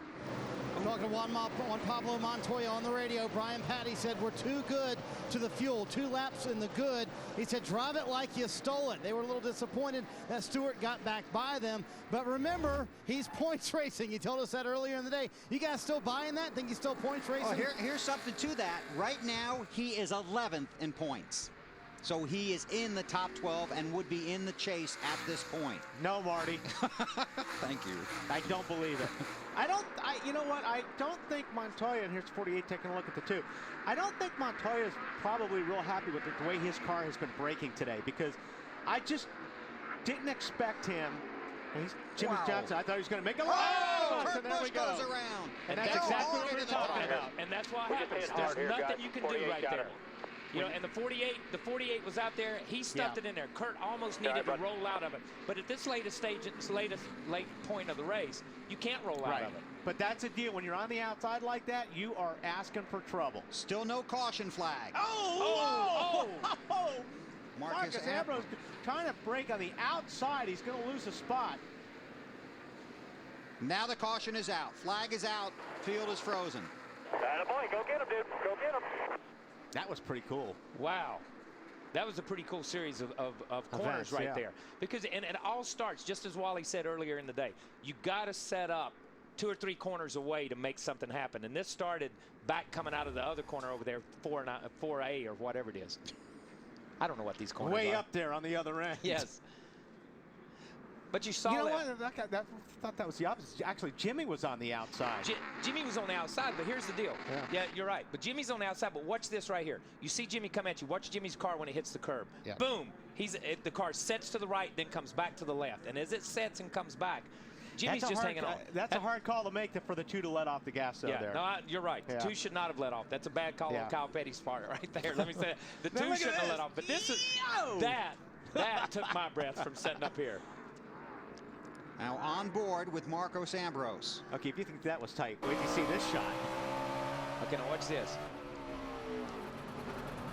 Oh, we got a little wheel hop there, too. And that thing is hopping at the same time. He dodged the bullet on that one. Right side. Matt Kenseth is the lucky dog. He will come around and join the cars on the lead lap. Now Casey Kane has to do this restart again. Right. With 20 to go. Double file restart, shootout style in Sonoma. You're coming out to Sonoma, be sure and bring your camera. It is just beautiful out here. It's been a fun week. Now a lot more fun. 18 laps to go. Double file restart. We're still under caution. The field has gotten the 1 to go. Here is a reminder as to why we're under caution. Contact between the 48 of Jimmy Johnson and the 2 of Kurt Busch. Kurt goes around into the tires. More from Matt Yoakum. Bill, great analysis by Wally and KP. Moments after they broke down the Busch versus Johnson incident, here was Jimmy's take. And that 2-spotter and apologize to him. That was just a racing deal. That's the last thing I tried doing to him. Bouncing off the curves and sliding all over the place. Tell that, dude. They understand that stuff. Just make sure. I mean, it was kind of a bad situation where it turned. I'm sorry about that. Coach Canals also told Jimmy that you're just as good as the 14 as Stewart. Keep an eye out because they were racing very hard in your mirror with Ambrose Fellows, Harvick, and Hamlin. Then he simply said, dude, there's a lot going on out there. And, you know, and that's really sincere from Jimmy Johnson, because Jimmy Johnson's one of the cleanest race car drivers in NASCAR. And, you know, you can tell he does feel bad. There's a lot of other guys you go, yeah, sure, it was a mistake. Yeah. You know, but Jimmy is very, very clean race car driver. Yeah, he wasn't just saying that just because he knows we're listening. That was sincerity in his voice. I believe that also. 17 laps to go when they get the green. Double file restart. And that's the way I like it said, Bill. Okay. Now there's gonna be a lot of sincerity here going to the turn 1 or 2, because you got Montoya in there and Stewart, and it could get ugly. I sincerely want to lead this thing by the time I get to turn 2. That's what they're thinking right now. It's all give and take here until now, when it's pretty much all take. Kane and Stewart for the lead. Not quite. He didn't quite clear him, but but he's in position. He's got to get in position. Now see if Jimmy Johnson can follow him through and get Stewart back to the 3rd spot. Still there. And see, he's not in position. Yeah. Oh, and here comes Montoya. He's going to stick it right in there. Montoya's going on the outside right here where there is no racetrack. This thing from now on. Oh, my God. He's going to use it all. That's another brave move by Montoya. I don't care. Now watch the curves. Oh, watch my the goodness. curves. Watch the wall. But we just made the comment about Jimmy racing fairly clean. That was clean. He gave Montoya a lot of room to get his car back and get it under control. This is good road racing right now. here. Here we go. We're in the same exact situation, but Jimmy rolled out of it this time. Ambrose right behind him. Yeah, 47 car looks awfully strong right now. If he can get some breathing room, he may be a factor. Greg Biffle has smoke up there. He's gone around behind this. Checking on that in the second. Yeah, watch the 47 now. He's setting up the 48. Ooh. Biffle, you see the damage. That's not a spin. That's a crash. Oh, and the 48's just going to do the block, but the 47's got him. Like I said, Marcus has got a strong car right now, and he did that perfect. He was right there on his tail through 10. Jimmy blocked, but not enough. Marcus Ambrose in that 47 car is a two-time road racing champion from Australia. Go get him, buddy. Go get him. They're cheering him on right now. We saw some damage. I think we saw some damage coming in there on the 09 car. Maybe the Biffle got into him or whatever. I don't know. But that's Fellows, who's been in the top 10 and been running in the top 10, had some damage. I'm gonna give a shout out to this car coming right into the picture right behind there. The 6 car of David Ragan. Where's he come from? We've not even mentioned him all day long. And here he is in a Roush car, but he's up there in the top 5 or 6 right now. See Kevin Harvick trying to get the position from Ron Fellows. And that's Clint Boyer, another Richard Childress Chevrolet. Ooh, and here comes Earnhardt. It's getting busy. Watch it, Dale. Ooh. This is the time in the race where these guys take no prisoners. No prisoners. And you can see it in their driving. When somebody checks up a little bit, somebody drives by them on both sides. You saw AJ right there. AJ just stood in the gas and drove back by the 99 right there. AJ Allmendinger in 44. Carrying that left front and smoking it through there at the same time when it's rubbing the fender. Oh, look at Ambrose go to the inside of Montoya right there. Oh, we got trouble. 55. Oh, they got through it. But Carpente came in there really, really strong. Ambrose gets another spot. Up to third. Gets by Montoya. 15 to go. It's a long way here. It's a lot of turns. But you want every bit of it when you're sitting in third with 3 seconds back right now. Okay, we got to go back and look at some other stuff that's been going on. We'll keep an eye on this as well. That's third, fourth, and fifth right there. Looking for Greg Biffle. I'm guessing he's back in that. Yep, there he is. Yeah, they've just got all. Man, I don't even know what happened on that one. You saw the 16 back it into the wall. Now we're looking for Brandon Ash. Oh, wow. Well, he got in there awfully hard. I'm not sure if he didn't have some help on that deal. That's incredible. He's driving this thing off, though. And he must have got it far enough off the racetrack because that happened a while ago. He must have got it far enough off the racetrack. Looking for him. I don't see him. I feel bad for those guys. That's an independent team. His father builds the engines. Brendan works on the car. They've done a great job. They're out here competing against Roush and Hendricks. You know what I mean? Here's a team that didn't even show up with a crew to pit the thing. And they're out here on the same field. That's like playing on the baseball field of the Yankees or the Lakers, playing basketball. You know, they're competing. So, sorry, I hate that for those guys. Somebody's there's going to be dive bombs. There's going to be dive bombs. Yeah. You can tell him all you want. He's going to dive bomb you. What do you say? Tell him not to dive bomb me? Yeah. I'll tell him. Yeah. Harvick looking at David Ragan. Yeah, that's when the crew chief goes, yeah, no, I took care of it. Sure. Wow.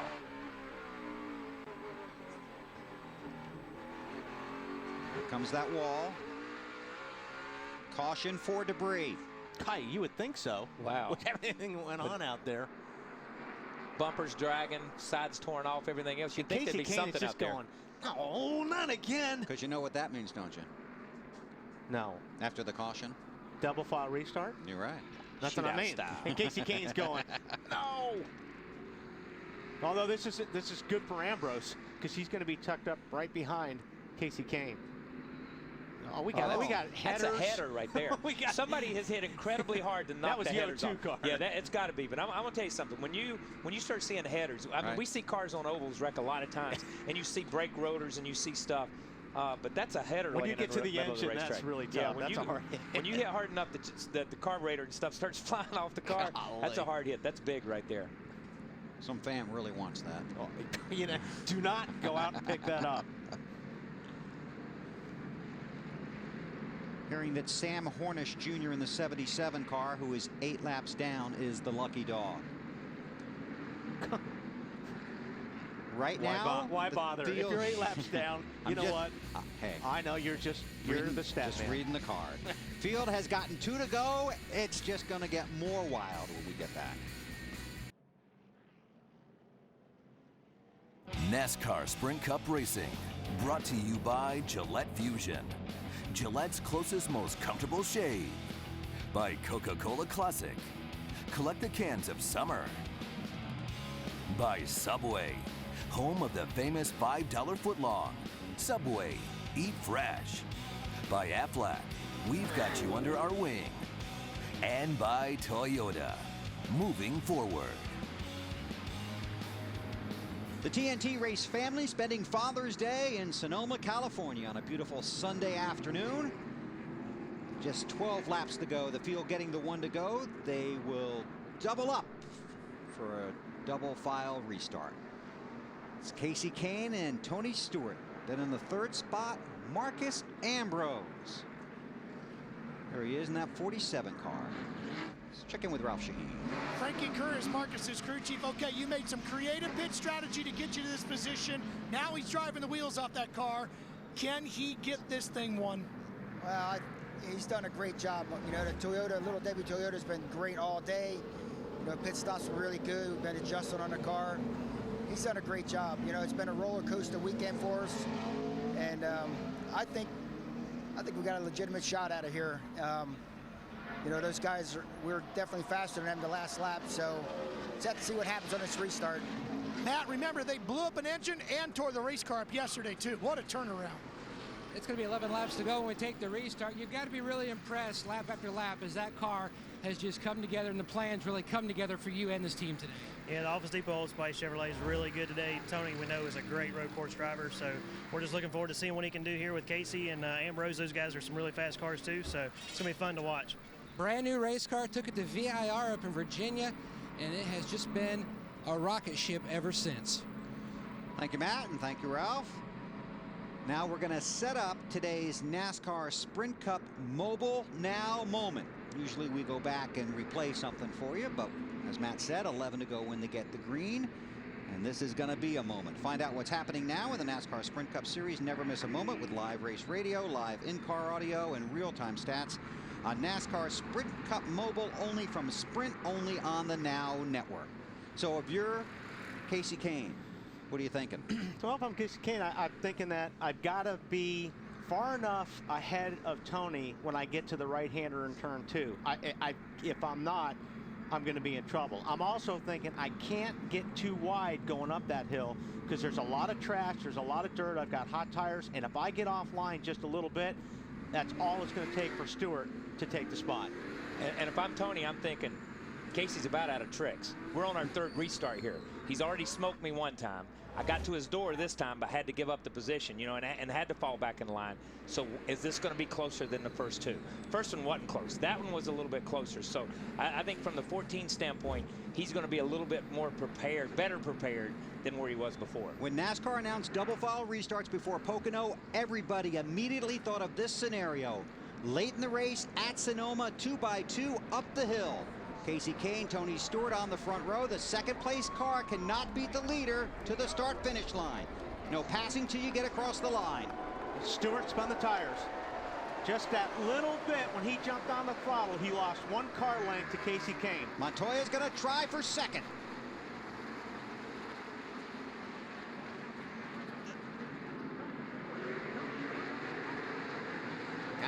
Now Stewart has it. This next corner right there, he had a lot better forward bite than the 42 car. So he dodged the bullet right there. And look at Ambrose right here. Yeah, Ambrose is going. Ragan! Hang on. Ambrose is almost with a crossover there. He cut from the outside back across, but Montoya got away with it. Boy, the track really squeezes you right there where that wall juts out. Oh, here he comes. And this is what you got to do. Nice move by Marcus Ambrose, and that's what you got to do.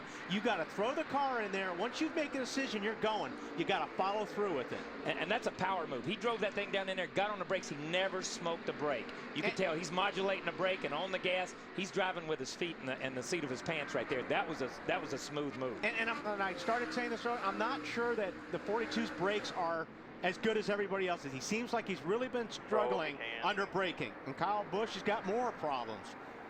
He has transformed that car into a rubble. Man. Still under green. Fire. I heard him say it will not fire. What's Casey Kane thinking now? This is killing Casey Kane right now. It's killing him. This is the last thing. He does not want to have to keep restarting this race. 10 to go. Still under green. Casey leads, then Tony Stewart, then Marcus Ambrose in third.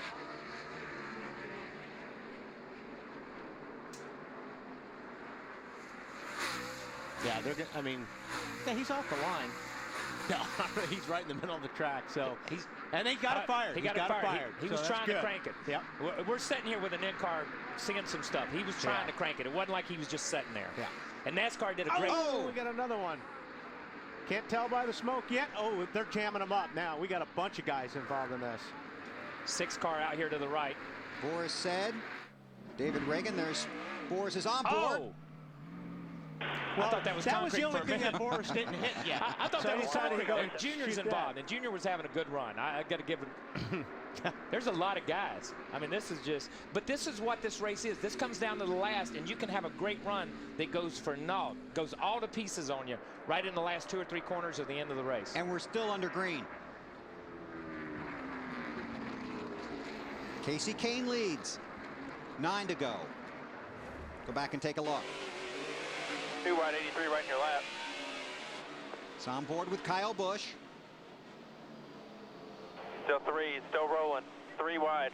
Wow. 3 wide, 4 wide, 3 wide, 2 wide, 2 wide, 7 right side. 31 now. Keep rolling. 2 wide at your door. Corner, still down here. Oh, yeah, he had somebody, I think, to the right side of him right there. Yeah. And we're not seeing any give or take here. That's all it is. These guys are just racing hard. Look at this. This is 3.5 wide right there, just about. Ragan gets hit and gets spun by the 99 car, which sends him into the 88. If you go back and look at that, the 99 got right into the corner of the 6, and I think which Boris sent him got in. turned. And Boris got turned just trying to slow down. Yeah, he got turned by Robbie. He got clobbered. Cars in the middle. David Ragan only has 1 top 10 finish in 2009, 6th at Daytona. And how many times have we seen that today where the car that causes the accident drives off scot-free and somebody else is punished for it? But that's the way it works on these road courses, and I mean, it's just part of it.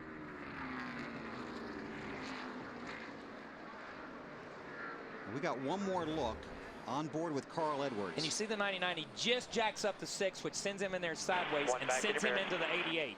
And here the 99 drives away and picks up 2 positions. 2 spots, Great job by Carl Edwards, if you want to call it that. But I mean, I'm being sarcastic. Sorry, people. You're kidding. Yeah, sorry.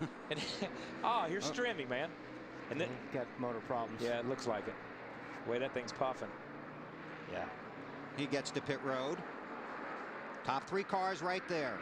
Coming to 7 to go. Here's some numbers for you. The number 5, the number 9, and the number 21 have been in all 20 previous races at this track. They're the only cars to compete in all 20 races without a win. So no 5 cars ever won here, no 21 cars ever won here, no number 9 cars ever won here. The 9 car leads now.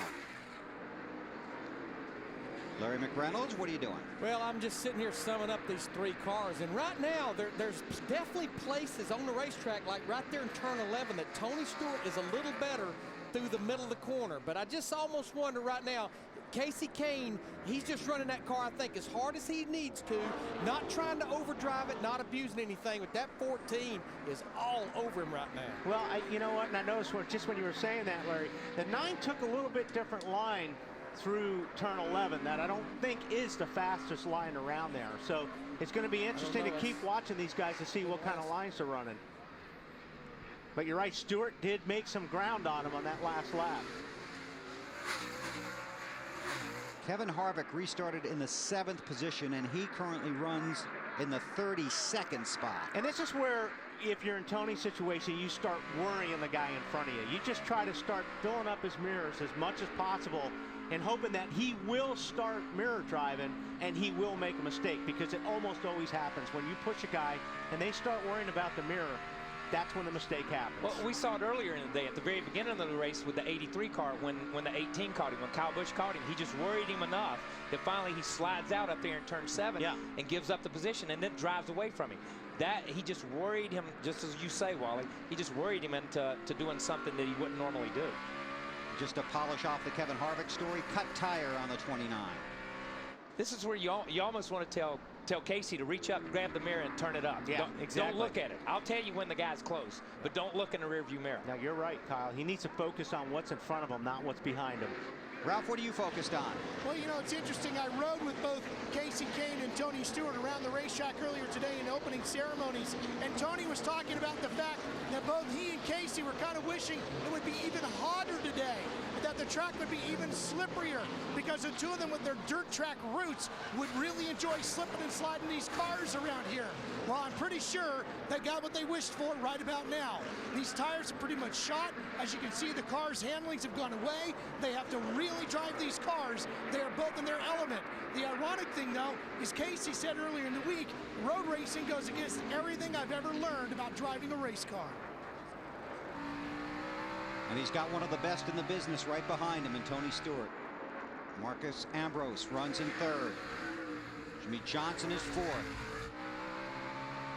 Hamlin is 5th. Montoya has slipped the 6th. A.J. Allmendinger's in the top 10. Max Pappas is in the top 10 in the 10th spot. See, Casey runs a really, really low line down there in turn 11. And it almost looks like he's trying to search for grip down there, but it's hurting him getting off the corner a little bit. 5 to go. But I'll tell you what, he's smooth. He's driving a smooth race. Tony watches him all the way around, looking for his line, looking for where he might make a mistake. Well, right here, from this point on is when you need to start setting him up. If you're going to pass Casey, because he's not making any mistakes. So you've got to be good right through here. And he's trying to get close. He's trying to get close. Now, from this point on, if he can stay that close or get a little bit closer to the 9 car, when he gets down to 11, he'll be able to try to pull out and outbreak them. But unless you're within a car length or less, you're not going to have a shot outbreaking the guy. See, right now, it's almost too far. He needs to be closer in order to pull off a braking pass. See, and Tony got in there too high. Yeah, you saw him smoke that right front, and look how much ground he lost right there. So, but he was trying. He was trying to get up there to get him set up, but he blew it just that little bit. And the problem with this is now he's got to wait the whole next lap to either try him getting into 7 or try him again when he gets back down here. Yeah. Watch that number. Keep changing at the top of the screen. You can see how close they are right in front of you. We check with Matt. Bill, 30 years ago, Nelson Stewart remembers like it was yesterday when he bought his young son, Anthony, his first go-kart. 30 years later, he's been along for every step of the way. The success, he's standing in the back of the pit, hoping to see his son go to victory lane here on Father's Day with his first road course win as an owner-driver.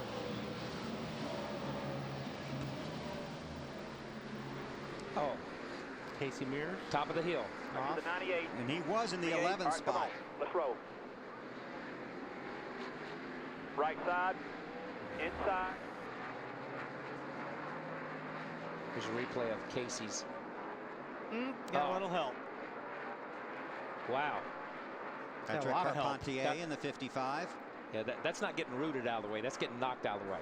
But, you know, Patrick had a line on him getting in there, and Casey, as Casey comes over, it just tries to close the door. Coming to 3 to go. Larry? Yeah, I'm watching Tony Stewart make this move here. They'll be coming to 3 to go. You know, Matt just talked about a Father's Day present for Nelson Stewart, Tony Stewart's dad. But we talked about Casey Kane. He's not been to victory lane in over a year. But Kyle, How about the man they call the King? He's not been to victory lane in 11 years. When he went there with John Andretti at Martinsville, that'd be quite the Father's Day present for your dad. Yeah, how huge would that be for RPM? You got Allmendinger running second. You got Kane running up front. The other guys got in some incidents and had some trouble. I'm going to tell you, Casey has done a great job. He has run his race. You know, if we go back to the early part of the race, they told him just race the racetrack and run your race. They put him in a position early with their pit strategy and stuff, with the fuel mileage that those guys had worked out. And now he's up here and, you know, he's got to worry about Tony Stewart. And that's a lot to worry about. Don't get me wrong. I'm really surprised Ambrose hadn't caught up to him faster than what he has, because I thought he was coming. And just to clarify, Allmendinger in the 7th position. 7th. Sorry about that. That's okay. I knew you were excited. I just looked, man. Okay, he's on the board somewhere, right, on the left side of the board. In a good position. Coming to 2 to go this time by. And one thing about it, they really don't have, well, they have a little bit of traffic, the 18 car, but I think the 18 will get out of the way, but they don't really have a lot of traffic to contend with, which is good for Casey. You know, we're talking about these guys up front, and while all this, like you say, watch that ticker tape across the top. Max Pappas is 10th. Right. You know what I mean? I mean, these guys, there's a lot of guys who have had some really good runs. Understand the 87, there it is. Scott's speed has spun. 2 laps to go. The leaders climb the hill.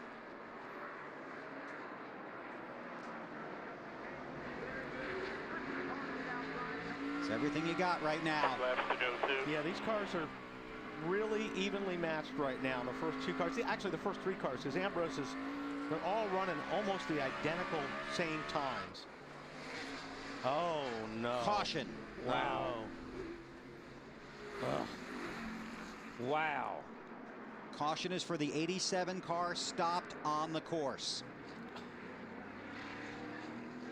If Casey does win this, he has dodged more bullets in one race than I can remember in a long time. And even though we're inside 10 to go, inside 5 to go, it will be a double file restart.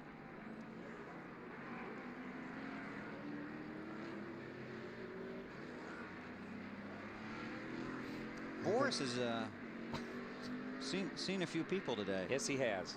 Yes, he has. From about that same angle, right off the left front fender.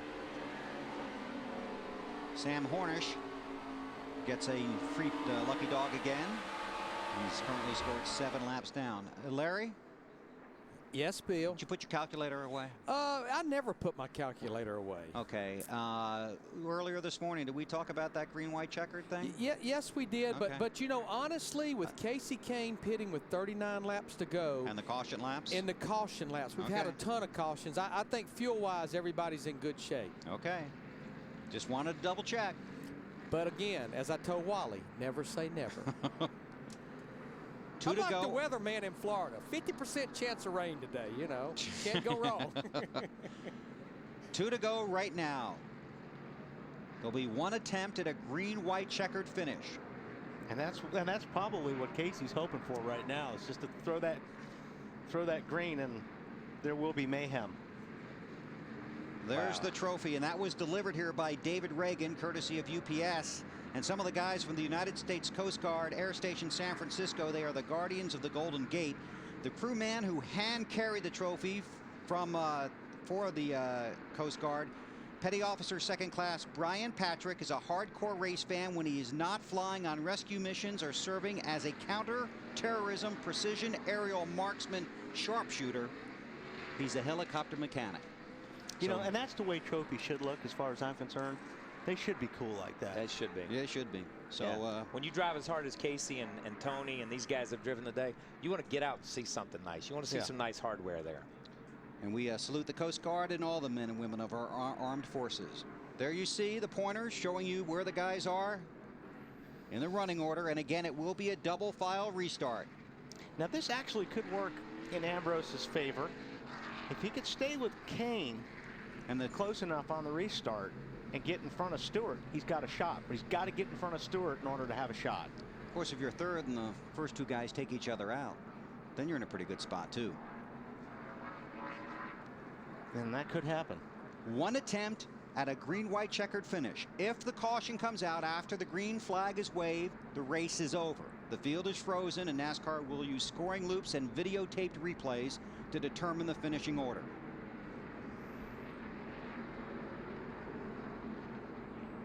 Boy, Kasey Kahne just sitting in that car. He's getting great practice on restarts, though. Now, last time, like I said, I pointed out, Tony Stewart spun the tires. And that's what cost him a little bit. And you see him working that wheel. He's trying to keep those tires clean.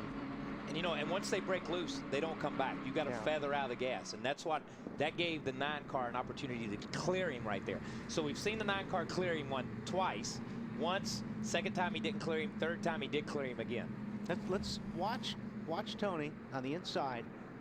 See how the tail of the car just spun a little bit? That's all it takes to lose 1 or 2 car lengths. And you see the momentum that the outside line gains when Tony, the inside line didn't go anywhere, and here's Montoya on the outside on that restart and had position right there. And Stewart right there doesn't know if he has his rear tires back yet. Yeah.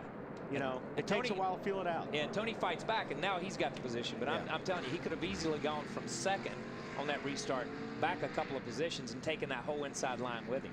4th caution flag since Kasey took the lead. Kahne's best finish at this track is 23rd back in 2007. It's Kasey Kahne and Tony Stewart. Ambrose, Johnson, Hamlin. Montoya is 6th. Allmendinger 7th. Boyer, Edwards, and Pappas. Those 48 guys are just always there. Yeah, just always there, man. Always there. No matter what happens to him.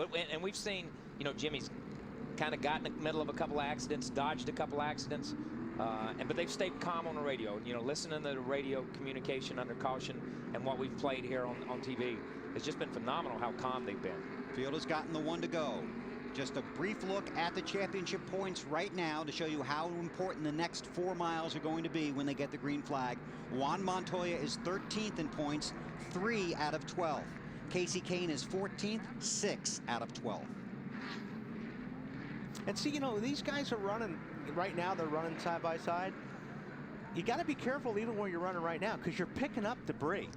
You know, you want one corner you're offline, the next corner you're online. So it's real important to keep those tires clean when you're coming down the green because you are running through garbage right now. Yeah, and you know, we talk about it all the time. This of all the racetracks you run, a racetrack like this, a road course, is a single groove racetrack. Everybody runs the same place. You try to hit the same marks. So all the rubber and all the marbles go out. That's why it's so phenomenal when these guys step out to pass somebody on the outside.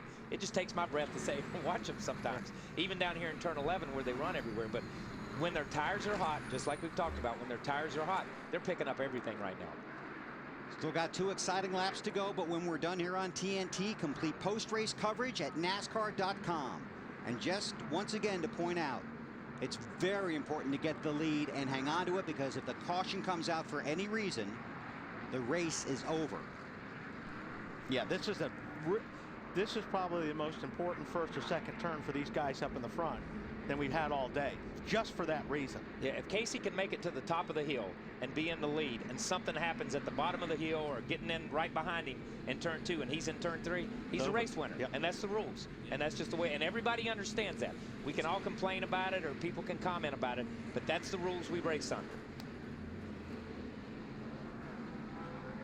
The fans here in Sonoma certainly have gotten their money's worth today. Actually, yeah, I forgot Ambrose has got to start on the inside. So, so the 48 will actually line up behind Kasey. Right. Which is good for him, I think. We're going to find out. Drivers try and put some heat in their tires. Yeah, see how they're doing the burnouts right there. They're doing those burnouts to try to avoid what happened to Tony Stewart on the last restart. Clean them rear tires off. Only 2 drivers in the top 12 have ever won a road course race. Tony Stewart and Juan Pablo Montoya. 48 lined up with you. Here we go. Final restart of the race. Who's going to win the battle to get to turn 1 first? Through turn 12. Green's in the air. He got a pretty good start right there. He moved first anyhow. Yep. He's got a clean start. Clean start, cleared right there. He cleared. So the 9 car clears up to turn 1. Oh, he's going to look at him get in there. Wow. Ambrose trying to hang tough. Got to stay there. Got it. And when you're in the 48 in that position on the outside, there's nothing you can do. You've got to give the guy the corner. And you don't want to force that issue for third place either when you're points racing too. He's had 2 weeks where he went into this place leading the race or running second and has got 40th place finishes almost to show for it. Not that bad, but that's an exaggeration. Watch in the back there, because if anything happens, it's going to be right here. They're 5 abreast going in there right now. A lot of brake smoke. A lot of brake smoke back there behind them. And I can't tell you how impressive it is. They all, once again, got through turns 1 and 2. That's why no matter how much we talk about it, these guys are the best guys in the world, man, when it comes to doing this kind of stuff. Into turn 11. Coming to the white flag. Kasey Kahne leads. Tony Stewart is second. Here comes Marcus Ambrose. Oh, Stewart gets a little bit sideways there, but he was running it in hard in turn 11. White flag in the air, last lap. I'm not sure. Tony Stewart's going to have to get a lot closer if he's going to make any kind of move. He's got till turn 10. Oh! It's Mark Martin, Robbie Gordon, Jeff Burton. These guys got to keep going. I don't see anything. Stay under green. Yeah, I don't think Stewart. They all he's got away. Enough, but Ambrose is definitely looking at the back of the 14 car.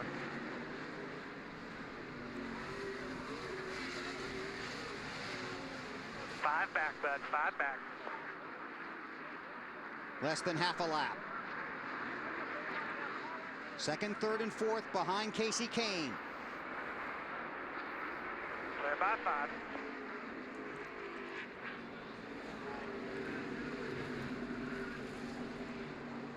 Yeah, no, I think they're too spread out unless you see a real bonsai from somebody. Tell you, Kasey's done a nice job. It's a lot of pressure doing that over and over again. Kasey Kahne's father supported his racing career from a very early age. Sent him off to the Midwest from Enumclaw, Washington, to further his racing career after he got out of high school. Now he comes back to the West Coast, and Kasey Kahne wins at Sonoma. That's incredible, man. That's impressive. Montoya in 6th, Allmendinger a top 10. Great run by Elliott Sadler. He passed on the outside there to end up 10th. Patrick Carpentier in 11th. How about that Pappas? Some of those road course ringers kind of worked their way up in there. The King is headed to victory lane. Headed to victory lane. But what is that? 3 cars in the top 10 for Richard Petty Motorsports? That's big, man. That's big. And huge for Kasey Kahne and that Budweiser team. And for Dodge. Yes. And for Dodge. And we got to throw that in. I mean, look at these guys. And I can't wait to hear what he was thinking every restart. Every restart. And that's the deal. It's like, you know, we get all excited about it because it's double file and we're setting up here. These guys have to do it lap after lap, time after time. That just killed me, man.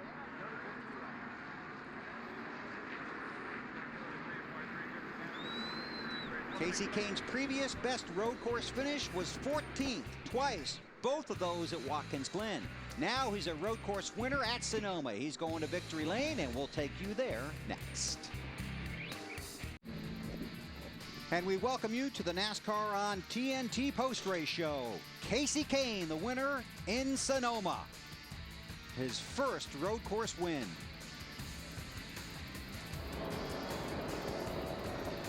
There's the burnout.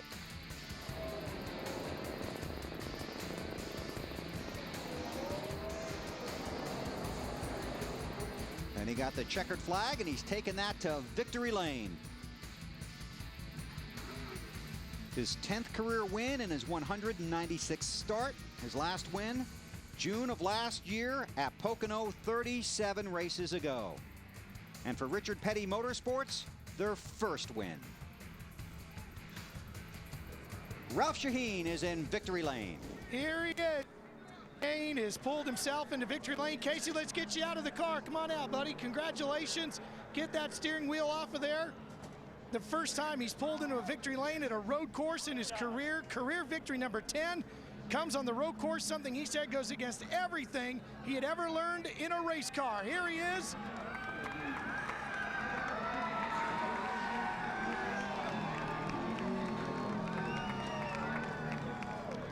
Well, congratulations. You've won on a road course. How's that feel? Feels great. It's I can't believe it, to tell you the truth. I learned how to drive on dirt, and to somehow come out and win on a road course, I think it takes a great Budweiser Dodge Charger. We have so many great people, Stanley Tools, Allstate Insurance, McDonald's, so many people that help us out. The guys at the shop have had some ups and downs this year, but they're building great race cars, and it's so cool to win a race for them. Win a race with Richard Petty. Good show, man. I can't believe Good that. show. But, our first win. Good deal. Great. So. All right. How do you feel about your guy getting a win here today, King?